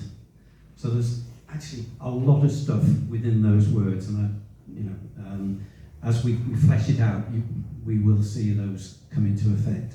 So that's the vision that's driving what we're putting together. So moving forward from that is why is water important to the NDP? Well, one of the key things was that when we did our resident survey, we asked what are the 5 key things you really like about Moreton, and what are the 5 key things that you would say are issues for Moreton. And one of those, the top 5 for the issues was flooding. So already it was on people's agenda. But another key factor is that Moreton has seen very rapid, very large growth of population and housing over the last 10 years. Since the 2011 census, housing and population have both grown by 43%, which is a huge growth. And so we've got to look at what that implication is on the infrastructure, because that's really put a strain on the infrastructure that Moreton has. And I said this talk will be different. You've already seen it's different, but it's actually, I'll be asking the questions of the guys that are talking about water more than giving any of the answers to it at the moment. So what we did as we were developing the Neighbourhood development plan, we organised ourselves around 6 key themes. And I'll just go briefly through those themes with a reference to the water infrastructure that we've got in the town. So theme 1 was a thriving low-carbon environment, and this is all to do with climate change and sustainability, and we've heard sustainability and climate change mentioned by the previous presenters. We are concerned about the more frequent extreme weather events, which can lead to flooding, to overflows, and on the other side, to drought as well. So how can our water infrastructure in the town actually cope with all of these things? And I will be interested to ask some of the questions on the plans, the current levels of capacity for the water infrastructure, and also the plans for the future and what the timescales are on those. But also, our sustainability bit also looks very much on the comments that people have been making at the talk before about the clean water and the impact on biodiversity. Because again, for a low carbon environment and sustainability, we're looking to have that clean water so we can actually increase the biodiversity and help people's enjoyment and also the wildlife too.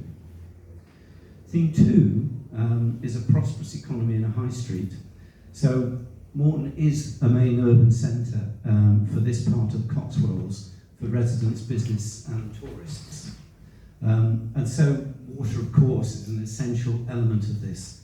Flooding would severely impact all of those aspects of businesses and the tourism, and of course us as residents. And so we are keen to actually understand that the demand for water, the safe removal of wastewater and runoff water, and effective sewage treatment is there now and for our future as well. Theme 3 is affordable housing. That was the title we gave it early on. In fact, it's really now that it's become housing for local people, so giving options of the types of houses we have to suit the local needs. And with a 43% increase in the house numbers in the town in the last 10 years, not only has that put a huge strain on the water infrastructure, but also, of course, we've now got more concrete, more tarmac, and so there's less opportunity for natural drainage.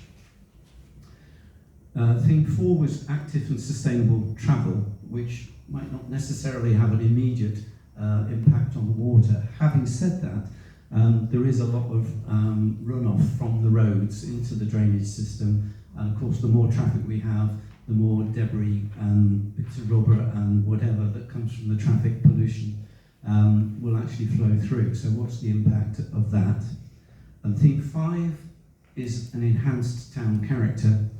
And here we've got concerns really to protect and enhance the green spaces, the historic buildings and the facilities that are in our town centre at the moment.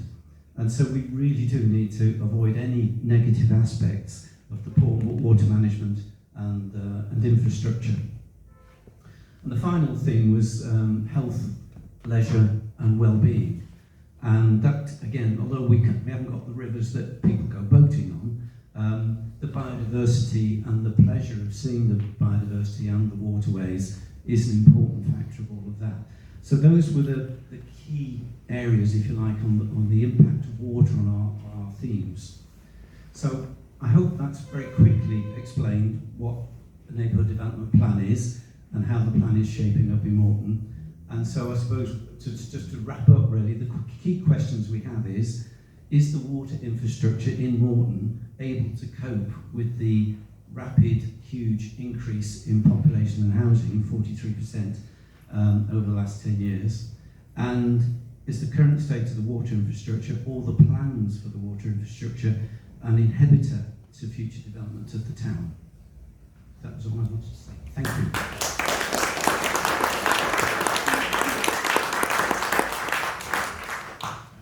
Thank you very much. I'm going to grab this second light. Is that on?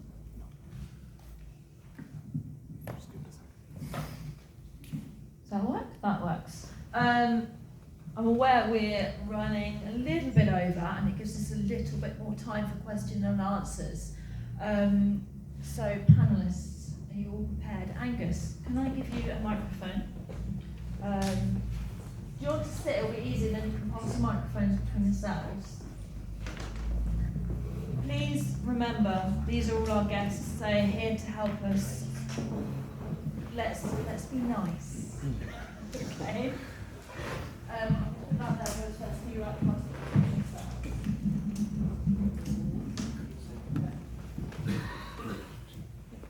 Hello panel, I'm Angus Jenkinson. I just want to check, are you happy to be called by your first names?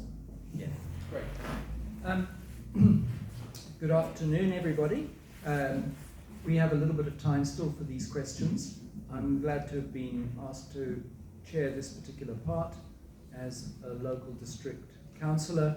I live in the area, I live just across the railway, I'm concerned about it. I live almost a stone's throw from one of those red dots that we saw. So I share your concerns. I asked Sam to kick us off with a question I'm putting to her. What do you want to get out of this session, please, Sam? I guess it is a broad area, and I've been looking into it for a few months now, and sort of every time I ask that question, something else comes in as an answer. I really just want, at the minute, to raise the awareness, make people even realise that there is a river in Moreton-in-Marsh, and it's the start of a big river that goes all the way down to the Thames and then into the sea. If we as a community can look after it and heal this part of the river and start a snowball and start a catalyst effect all the way down, then that's going to give everyone else in the communities downstream, it's going to be nicer for everyone. We're going to have better habitat, better wildlife. Comments like, oh, where are all our swallows this year? I don't have to go, oh, well, there's no invertebrates from a river. You know, there's going to be life.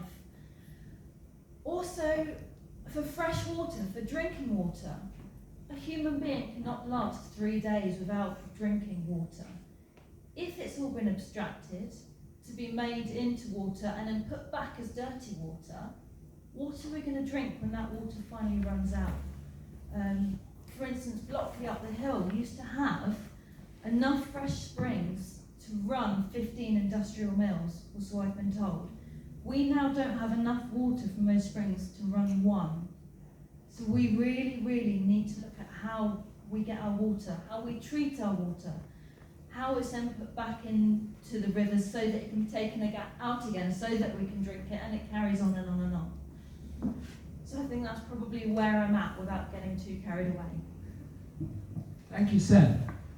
So, may I just now direct a question to all of you so that you could answer it within less than 2 minutes each. Given what Sam has been saying, she hopes the community here could get actively involved in taking care of this water. And I'm assuming she and everyone else would expect the various bodies, Thames Water, Environment Agency and so on, would also be doing their thing. What would you how would you summarise what you wanted to bring in response to that, please? Could each of you in turn? Peter, could we start with you? Well, it's really, well, as I say, the presentation I was giving was slightly different to the others, and I'm more asking the questions than anything else. But what I'm really keen to have is an understanding of the water infrastructure that we have now in Moreton, both for fresh water, for grey water, for sewage, for flooding, for drainage, and runoff. This actually infrastructure is fit for purpose at the moment, and that it isn't an inhibitor potentially for future development. Those are the real things I was looking for. Thank you. I hope I've already given you a little bit of an indication about what I might want you to do, and that is to be engaged with your local water, to not be used to seeing degraded water, to actually realise that what you're seeing isn't as it was. My son, for example, he's 17 now, he doesn't really know what a healthy waterway looks like. So I'd love all of you to know what a healthy waterway looks like and to fight passionately to make sure that you get what you deserve, and to take waters, sorry, this is a dreadful pun, but to take waters into your own hands. So become a citizen scientist, be able to understand what is the chemistry and biology of this waterway by my house or by the park or where my children play, and then use that information that you have, use your local story, use your local data, and fight for change through whatever means you can. Whatever skill set you have, whether it's writing poems, making films, doing posters, making tea and cake, whatever it is, share your story, because the power of the individual is absolutely crucial here. And if we keep collating your stories, if we replicate that, as Sam says, as a catalyst down the Evenlode Catchment, yes, I'm just cut off in my brain, is the cumulative effect of those stories can make a transformation to this Evenlode Catchment and beyond. Thank you. Thank you. Yeah, if you could keep it to 2 minutes then. Oh, it's almost I think for me and for us at Thames, I think being on this kind of journey of opening up about the situation, what's going on, I think it's really, really important to be transparent and to get people engaged in the issue. I think that any change starts from that kind of public sort of movement, to be honest, and really holding us to account as well, because I think that that's really important, because just as kind of particularly around storm overflows, but I know that there are lots of other challenges as well, and ultimately we are a service provider to the public, so those things. Thank you. I think from the Environment Agency's point of view, and this is something we discuss internally quite a lot, because we often get asked about what can I do as an individual to help, and I think kind of doing what you're doing here is what we need more of. I think raising this up, helping raise this up the political agenda so that organisations like the regulators can be funded properly, so that funding can be made available to tackle some of the issues like storm overflows, like increased nutrient pollution. If it's not a hot political agenda, it's probably going to be ignored, as it may well have been done in the past. So I think campaigning, joining your local CABA group, the Evenlode Catchment Partnership, I believe here, and just keep doing what you're doing, keep doing citizen science as well, because the Environment Agency can't monitor, even with the best will in the world, we can't monitor everywhere. So having people on the ground with a better or different understanding of what we do is really helpful as well. So I'm taking questions, or they're taking questions from the floor. Can you just be really clear about what the question is that you want to ask, so you can ask it crisply with the minimum of waffle? Thank you very much. Can you say your name? Yes. Thank you. My name is Joan Finlay. I'm from Helena on Thames, not originally. I'm a swimmer, one of the Henley mermaids. My question, I guess, is that, you know, if I look around the room here, and it's no disrespect to anybody, we are of a particular demographic.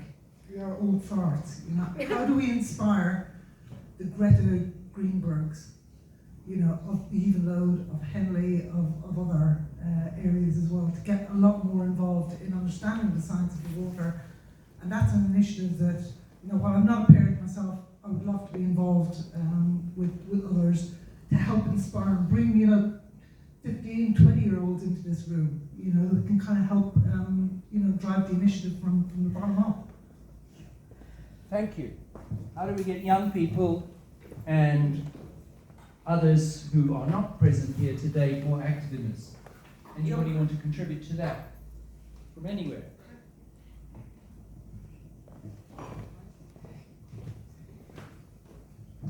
Hi, I'm Rowan from the Evenlode Catchment Partnership, alongside Jen. I work a lot with children and young people. We have a very vibrant DFE volunteering experience. We went at Coombe Mill, lots of teenagers. Last November we held an eco conference, which was great. It was a youth conference, and it was possibly the highlight of my career in this project so far. We had 100 people at Farm Ed, with Soraya's son actually gave a talk and presented a film that he'd made. He's made a fabulous film, which is very moving and inspiring, and he visits primary school. So there is movement that's happening with the younger generation. We also work with schools. Sorry if I'm waffling. We work with schools and kind of, we've recently signed up a primary school who have become citizen science ambassadors. Is that right? Yeah. So there is work going ahead as part of the ECP. Thank you. Thank you. Hello, my name's Erica. I'd like to know what Thames' plans are for replacing or helping the aquifers fill up again, and also what their plans are about reservoirs. And it's very worrying to hear Sam talking about the fact that all these springs have just disappeared. And I know there's a massive problem, for example, in Australia, where they're just draining all the aquifers. And it's extremely worrying, and I would like to know what Thames' plans are for the future.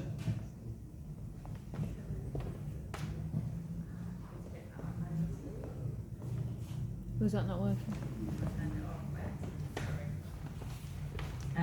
Yeah, of course. So in terms of groundwater kind of recharge and replenishing those aquifers, so we've got kind of through working with the WINET programme that Dom was outlining, we will certainly are planning kind of at the moment, so doing lots of investigations into some of the causes of those issues, whether that is from abstraction, but there could be other issues as well.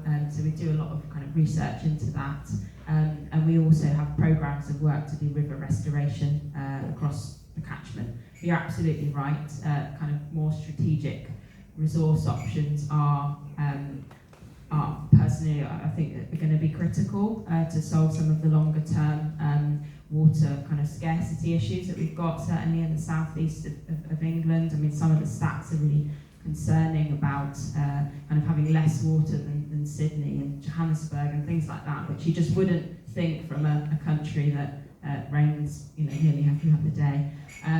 But yeah, you're absolutely right. We have put out our water resources management plan, which details some of those options, which does include a reservoir. It also includes other things like Severn to Thames transfer as well, so bringing water in from other slightly more wet locations across the country to coming into our patch, and we are kind of working through the regulatory sort of hurdles, if you like, at the moment to get that signed off. We've been working on it for quite a while at the moment, but it is absolutely necessary to have such strategic resources. That's good to hear. I don't think it's fair to talk about the larger question of Thames Water and investment and everything else that's going on, but it's wonderful to hear that you have that commitment. Yes? Can I just ask, Angus, can I just ask as a follow-up, have we got any timescales for any of those? Yes. So I think to the WR, I'm not an expert in the water resource side of things, right. but I think if we were to kind of go ahead, get the green light on that, I think it would take about, well, particularly just for the reservoir, it'd take about 9 years to build.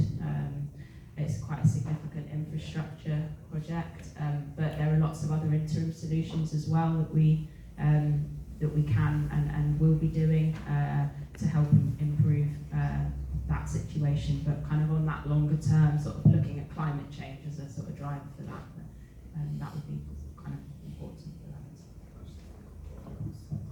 that. So on that one, so agree with everything that you're saying. One of the things that all the water companies and the Environment Agency are working on together is kind of to produce almost off-the-shelf plans for when it's decided which is the most appropriate one. So there's lots of different options being reviewed by the water companies, by the Environment Agency, and by consultants. So when the decision is made on which one is the most appropriate, it's kind of almost ready to go. So with sort of as a group of people that are interested, working on all of that together, because there's a number of concerns that need to be overcome that do take a lot of time. So if we're working on it now, it hopefully should be ready when it's needed. Okay. Hi, Craig Thilling. Thanks for the presentations and for coming today, it's much appreciated. My question's for Thames, if I may. You mentioned that the 2025 project of increasing the storm tanks through tripling their capacity. Has that funding been secured given the wider financial issues that Thames are facing at the moment? And if it has, could you keep us up to date with progress and developments as that goes on? Yeah, of course. So yeah, that funding is secured. It's part of the price review period that we agreed the settlement with Ofwat in 2019. So that funding for this scheme is there, and it will be going ahead, and we can certainly give this group, or in whatever format's the most appropriate, to give you those updates. I think on the EDM map itself, we are, where it said that improvement plan link, I think that will be updated quarterly, but if you want more frequent updates, we can certainly provide those. Just to add to that one as well, one of the part of the proposal to upgrade the storm tank at Moreton-in-Marsh is to move the location from one water body to another one. So that's currently on my desk at the moment to review, because we need to do quite diligent and significant review to ensure that it's not going to cause a deterioration to a water body that's not used to or adapted to taking storm overflows. So that's part of the ongoing discussion with Thames and the Environment Agency at the moment, just to ensure that is as suitable as possible.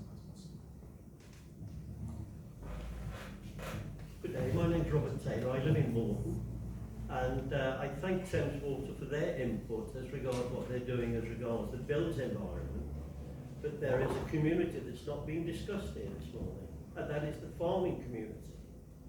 Together with colleagues, we monitor the water at Common Bridge, which is on the Evenlode Road, and the Stratford Bridge, which is a little bit further west. And if you look at the fields and all of those streams that run into and create the Evenlode, they run through arable and livestock farming. We have an example where winter slurry was deposited in a field with a downslope to the stream. What are the Environment Agency and maybe even our local council doing as regards educating farmers. And I know for centuries that has been the method that they move their winter slurry, is how do we deal with runoff from farming into our streams? Yes, and of course we can also add all the nitrates that come from the alternatives to topsoil and so forth that are being used. Absolutely, and a really good and really relevant question. And I think I partly was trying to get that across in what I was saying is that although the impacts from the water industry are significant, diffuse agricultural pollution is something that is possibly not given the attention that perhaps it ought to be. The challenges we face as the Environment Agency are a few. First of all, diffuse pollution by its very nature it can be difficult to pinpoint. It's not coming out of a point source, it's coming from the entire catchment. Also, the methods that we have from a regulatory point of view are not quite as strong as they are to regulate the water industry. What recently has come out are the new farming rules for water. So these, I'm not an expert on agricultural enforcement, by the way, but these are sort of plans and obligations that are set on farmers about how to farm responsibly near the waterways. I think generally there hasn't been quite the political will to address diffuse pollution as there has been on the water industry, and I think that's part of the Environment Agency's responsibility is to keep that in the focus where it ought to be. But you're quite right, and it's something that's discussed regularly internally. That is a very, very tricky, a far more difficult sort of nut to crack, if you like. Did you want to add anything to that, Helena? I can do. Yeah, I mean, I think it's kind of not traditionally in our remit to kind of look at diffuse sources, but we do look at, we have trials to look at the most cost-effective way of delivering water quality improvements. And I think that's quite important because, I mean, in the current cost of living crisis, I think it's fair to say that it is particularly challenging to keep building our way out of the problem. It's very expensive, so I think considering all options to try and get, Dom's kind of turning the dial green, if you like, I think that we must consider all ways of being able to do that. The other challenge is that often we don't know that those, you mentioned sort of winter slurry going into a field, often we won't know about that unless it gets reported to us. So I think this is a message for everyone, is that when you do see pollution incidents like that, is to report it to us, because if we don't get it reported, it doesn't get registered as an incident, and then nothing would happen. So often, so that was There was comment made about the growth in Moreton, and if I look at what's already coming on stream in terms of existing developments and planning applications coming through and so on, it's not too difficult to see 1,000 extra houses coming up over the next few years in Moreton. That puts a lot more pressure. And I heard that you're not factored into the conversations about planning. What can we do to get our ducks in a row in terms of managing this? I'll pick that one up first. So, just for clarity, we do get consulted on planning applications, but we're not a statutory consultee. The Environment Agency is a statutory consultee in terms of flood risk, but not in terms of water quality. So we do get included, but they don't have to, and they don't have to listen to our advice the same way that they do with relation to a flood risk application, just for the clarity there. From the Environment Agency's point of view, I think obviously we understand and recognise that growth is a significant issue for water quality. What we try and do, the way we try and influence local authorities, is to undertake water cycle studies to sort of match up with their local plans. So I think local plans will plan out 25 years into the future. Do they? Some people will know better than me, but in order to, and that has the housing allocations that they're expecting to build over that time. The way we get involved is through water cycle studies and water quality assessments, where we ask the local authority to plan or sort of to model and measure the impact of this additional growth on the receiving sewage treatment works and the receiving water bodies. So this would then give the planning authority the understanding of where the pinch points are, and also allows Thames Water or any water company to ensure that appropriate permits are in place before those housing developments come online. And then we also do then recommend planning conditions to sort of match up with that. Yes, okay. So, I mean, what I'd add to that is that I mentioned it previously just before we spoke about the drainage and wastewater management plans, was that historically we've done this in a piecemeal approach. We've kind of tried to accommodate the growth retrospectively, and I think that the longer term plan that we now have in place will help us to kind of accommodate for those future challenges rather than trying to work kind of to what the growth number was, you know, a few years ago. And I think that that kind of sort of system that has been set up kind of historically, I don't think it was set up for a reason, but has allowed the situation that we're in now. Thank you, everybody. So this was scheduled to finish at 2:30. We've just gone that. Angus, should we do one or two more? If people have got time, do one or two more? The panel has said that they can stay a little bit longer, but I noticed some people Nick, we're right already for Hall. getting up. Is that all right? So for those who we're need scheduled to continue leave, to feel 2:30, free. But we have a few more questions if you're able to stay.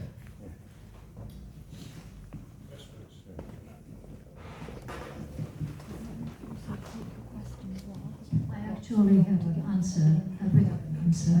I'm a cabinet member in West Oxfordshire. My name is Lidia Ciszewska, and we at West Oxfordshire, we've been talking to Thames Water for almost a year.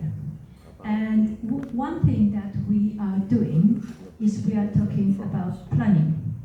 And we are currently establishing our local plan, building our local plan, and we have now connected our planning team to the planners at Thames Water, because we want to make sure that Thames Water will provide infrastructure that we need in the future. Our plan is going to be from 2021 to 2041.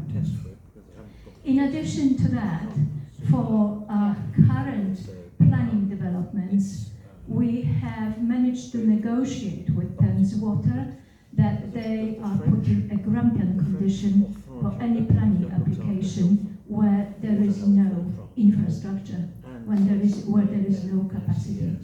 I have just talked yesterday to CDC Environment Portfolio, who is looking after sewage, and they are planning to develop a similar thing. So there are ways where local authorities can actually do it, but that is by negotiation and talking with Thames Water. Obviously, there is a problem because there is no money. There is 14 billion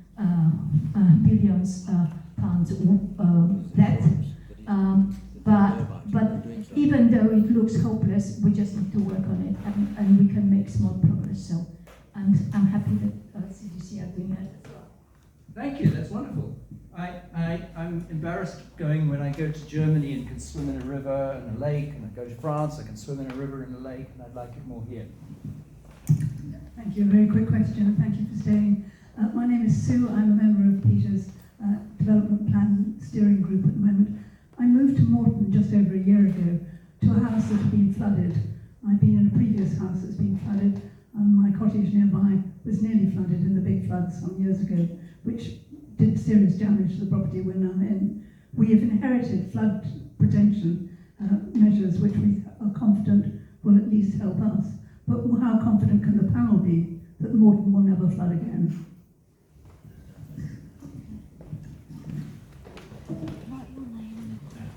I have to be honest, okay, so the Environment Agency split into two halves, the environment side and the water quality side. I did ask for a flood risk colleague to come and they weren't able to, so personally I'm not going to be able to give a satisfactory answer there. What I can do though is take that away and provide a written response when I can speak with one of my flood risk colleagues, because I wouldn't be able to give you a good response, I'm afraid. Sorry about that. You might have to check the maintenance on the flood arrangements that are there. Are you contributing to that?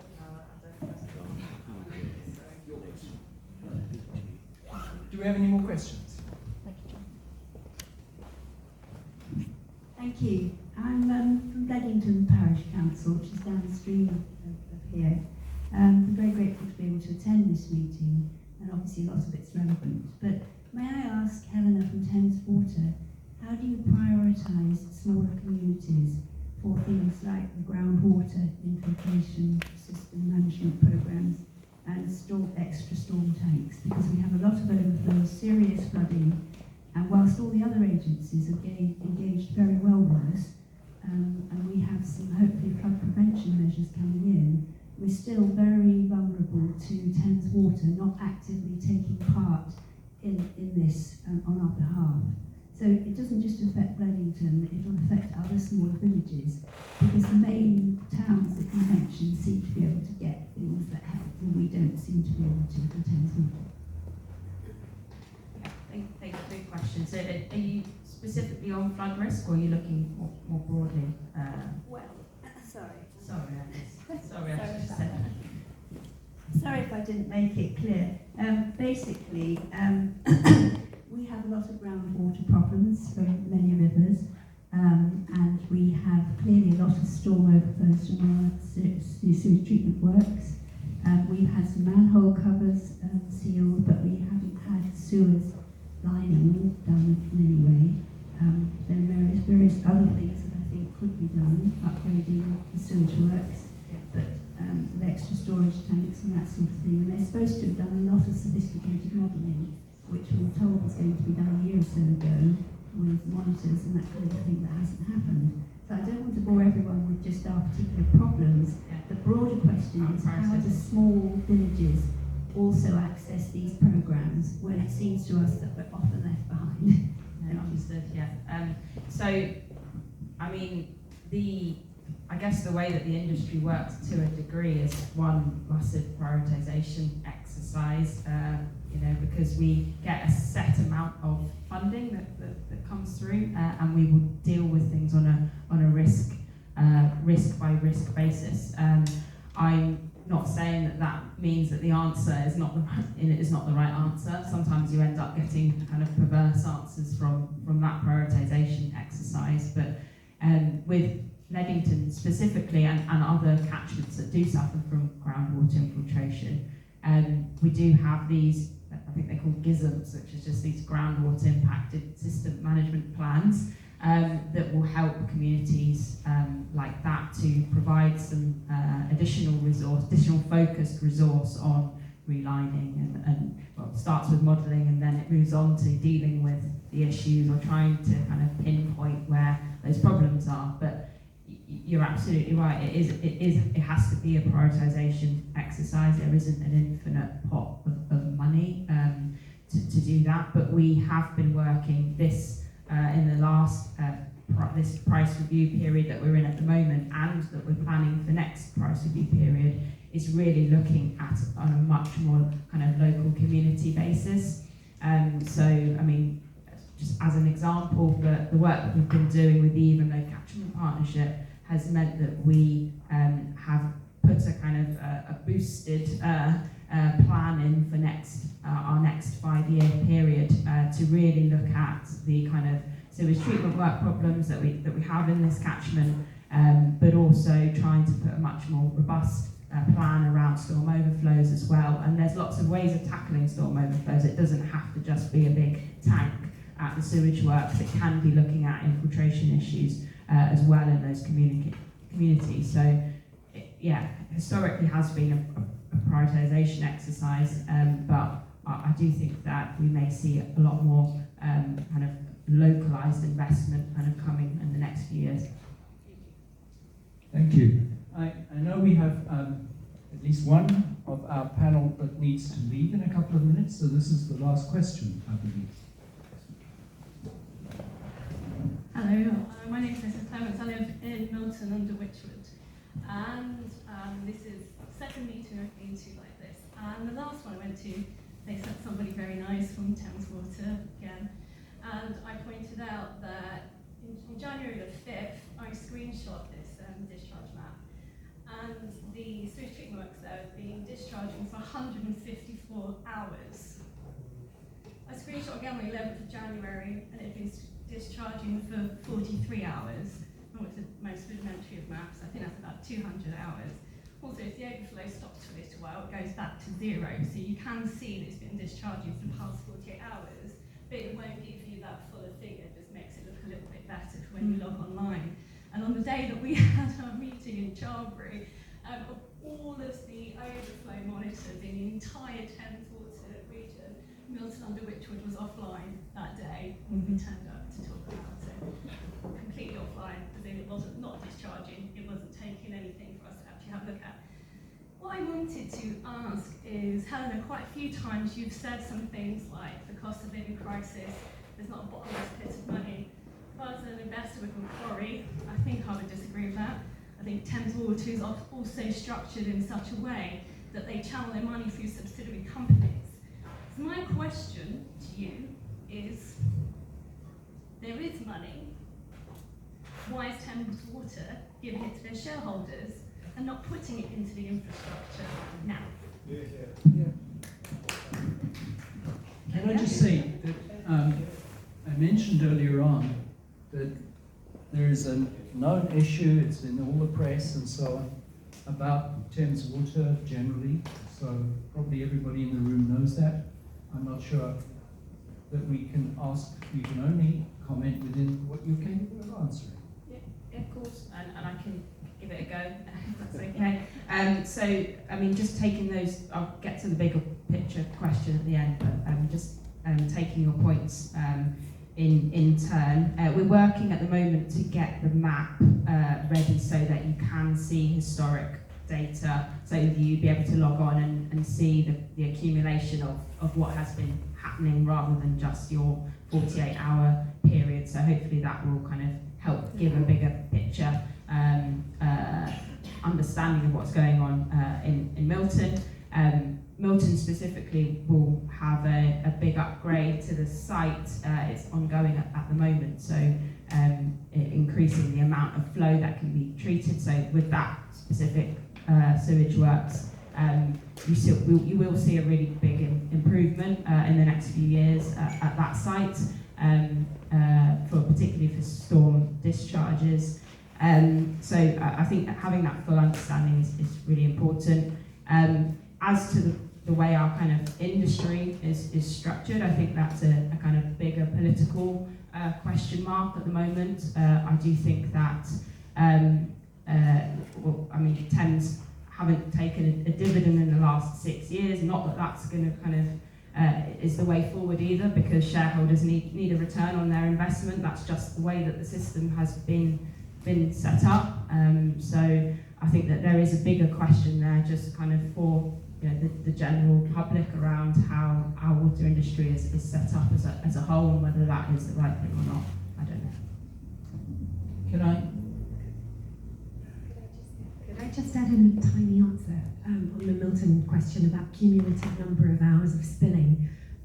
The Evenlode Catchment Partnership, in particular the water quality subgroup that Earthwatch are part of and chair, we have put together some environmental information requests that have gone to Thames, and we've collated that data in terms of historic spilling at Milton, and also in just the first 4 or 5 months of this year.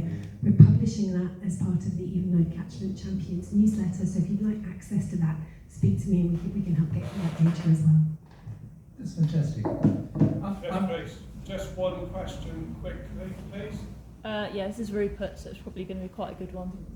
You said you had to go to... Are you okay? It is actually for Dominic as well. Hello Dominic, Rupert. I've been doing some water sampling, citizen science for a few years now. Unfortunately, my experience with Environment Agency some years ago was not great at bringing in pollution events. And you're saying today here in the room, do more citizen science.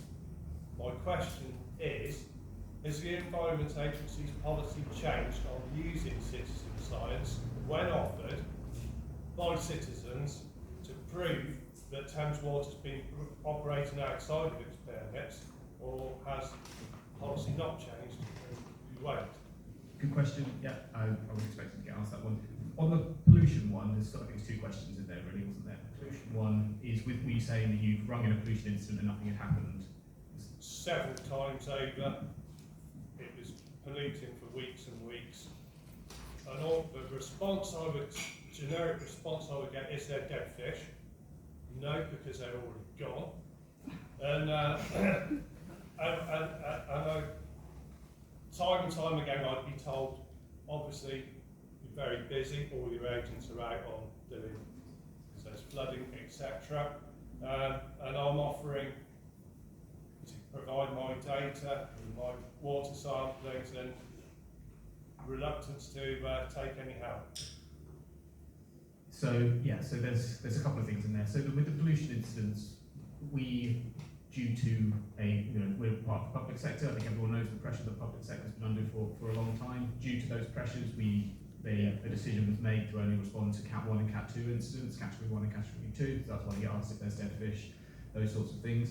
Whether or not someone comes and responds to it is a different question to whether or not that gets logged and whether that gets included in wider evidence base of pollution incidents that are happening. If people don't turn up on site, I can completely understand that that's frustrating. I think the tide's turning slightly, things are getting better, but that is the policy at the moment, is to only respond to Cat 1 and Cat 2 incidents. I don't agree with that, but that's the way it is, unfortunately. The second part on citizen science data, that's quite a complex question to answer, and it's really around how that data is going to be used. So from a planning point of view, so sort of the work that I do, when we're looking at classifying a water body or using the water body information in order to sort of drive investment, the way that data is collected and the way that's analysed is set out in law. That's part of the Water Framework Directive methodology. And in order for that to change, there would have to be a change in the law of how data is handled, collected, analysed, all the rest of it to draw classifications. That might happen. There's an ongoing project within the Environment Agency over the next couple of years to look at how we use citizen science data better, because I think it's well understood that we're not using it as well as we could.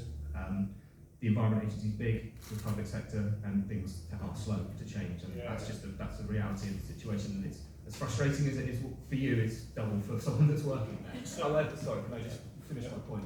What we're trying to do at the moment with a couple of catchments is, and Evenlode's one of them, and also the River Kennet down in Berkshire. What we're trying to do is take citizen science data where we don't have good data and use that to help us prioritise where we're monitoring and collecting classification data, because we're quite blind in some of the catchments and we have limited resource to monitor where we want to.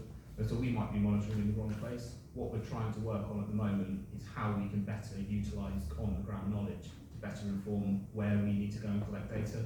Again, it's not guaranteed that it's going to work, but that's what we're trying to do at the moment.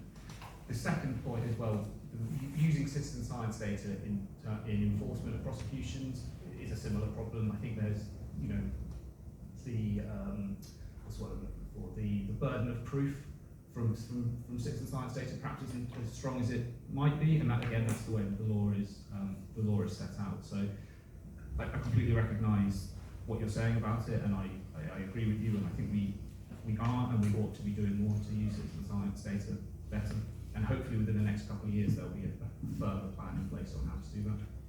It's citizen science that led to the publishing of Silent Spring and the birth of the ecological movement. So never forget the power of citizen science. Absolutely, and I think just because it isn't used for classifications or for investments doesn't mean that it's not important and that it's not useful, and it's highlighting stuff and pushing stuff up the agenda, as I mentioned before, but that it wasn't doing before. So even if it isn't being used currently by the Environment Agency for our purposes, it doesn't mean that it's not important and making a difference, because it definitely is.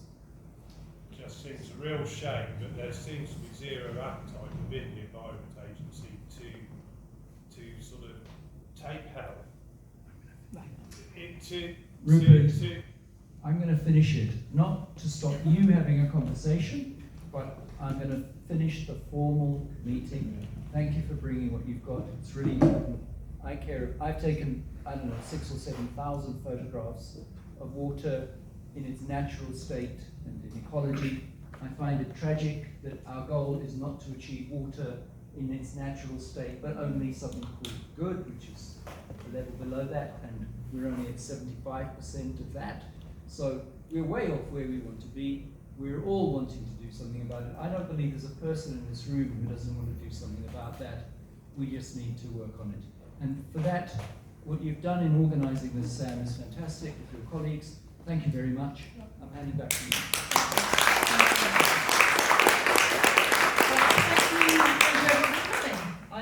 I am actually overwhelmed at how many people have turned up. I'm aware that some have had to go early, and I'm also aware that a lot of you have not had questions answered. So please, if you have a question, write it down with your name and your contact details, and I can pass it on to the panel, or one of us can try and answer it, and you will get an answer. There was a pot by the door, which you can put your answer into, or just hand it to one of us. But I really hope that you found today helpful. And yeah, keep in touch. And can I just say, so really quickly from the ECP, and thank you to the panelists, thank you to Angus, and to Sam, and to Anne, right on the workshop. It's really taken a lot of volunteer hours, I think, on behalf of Sam especially, and the ECP would not have actually brought this event forward, or as forward as successfully, without her enthusiasm. And hopefully it's contagious, and that people within the Moreton community and surrounding communities down in Evenlode will feel that they are inspired now.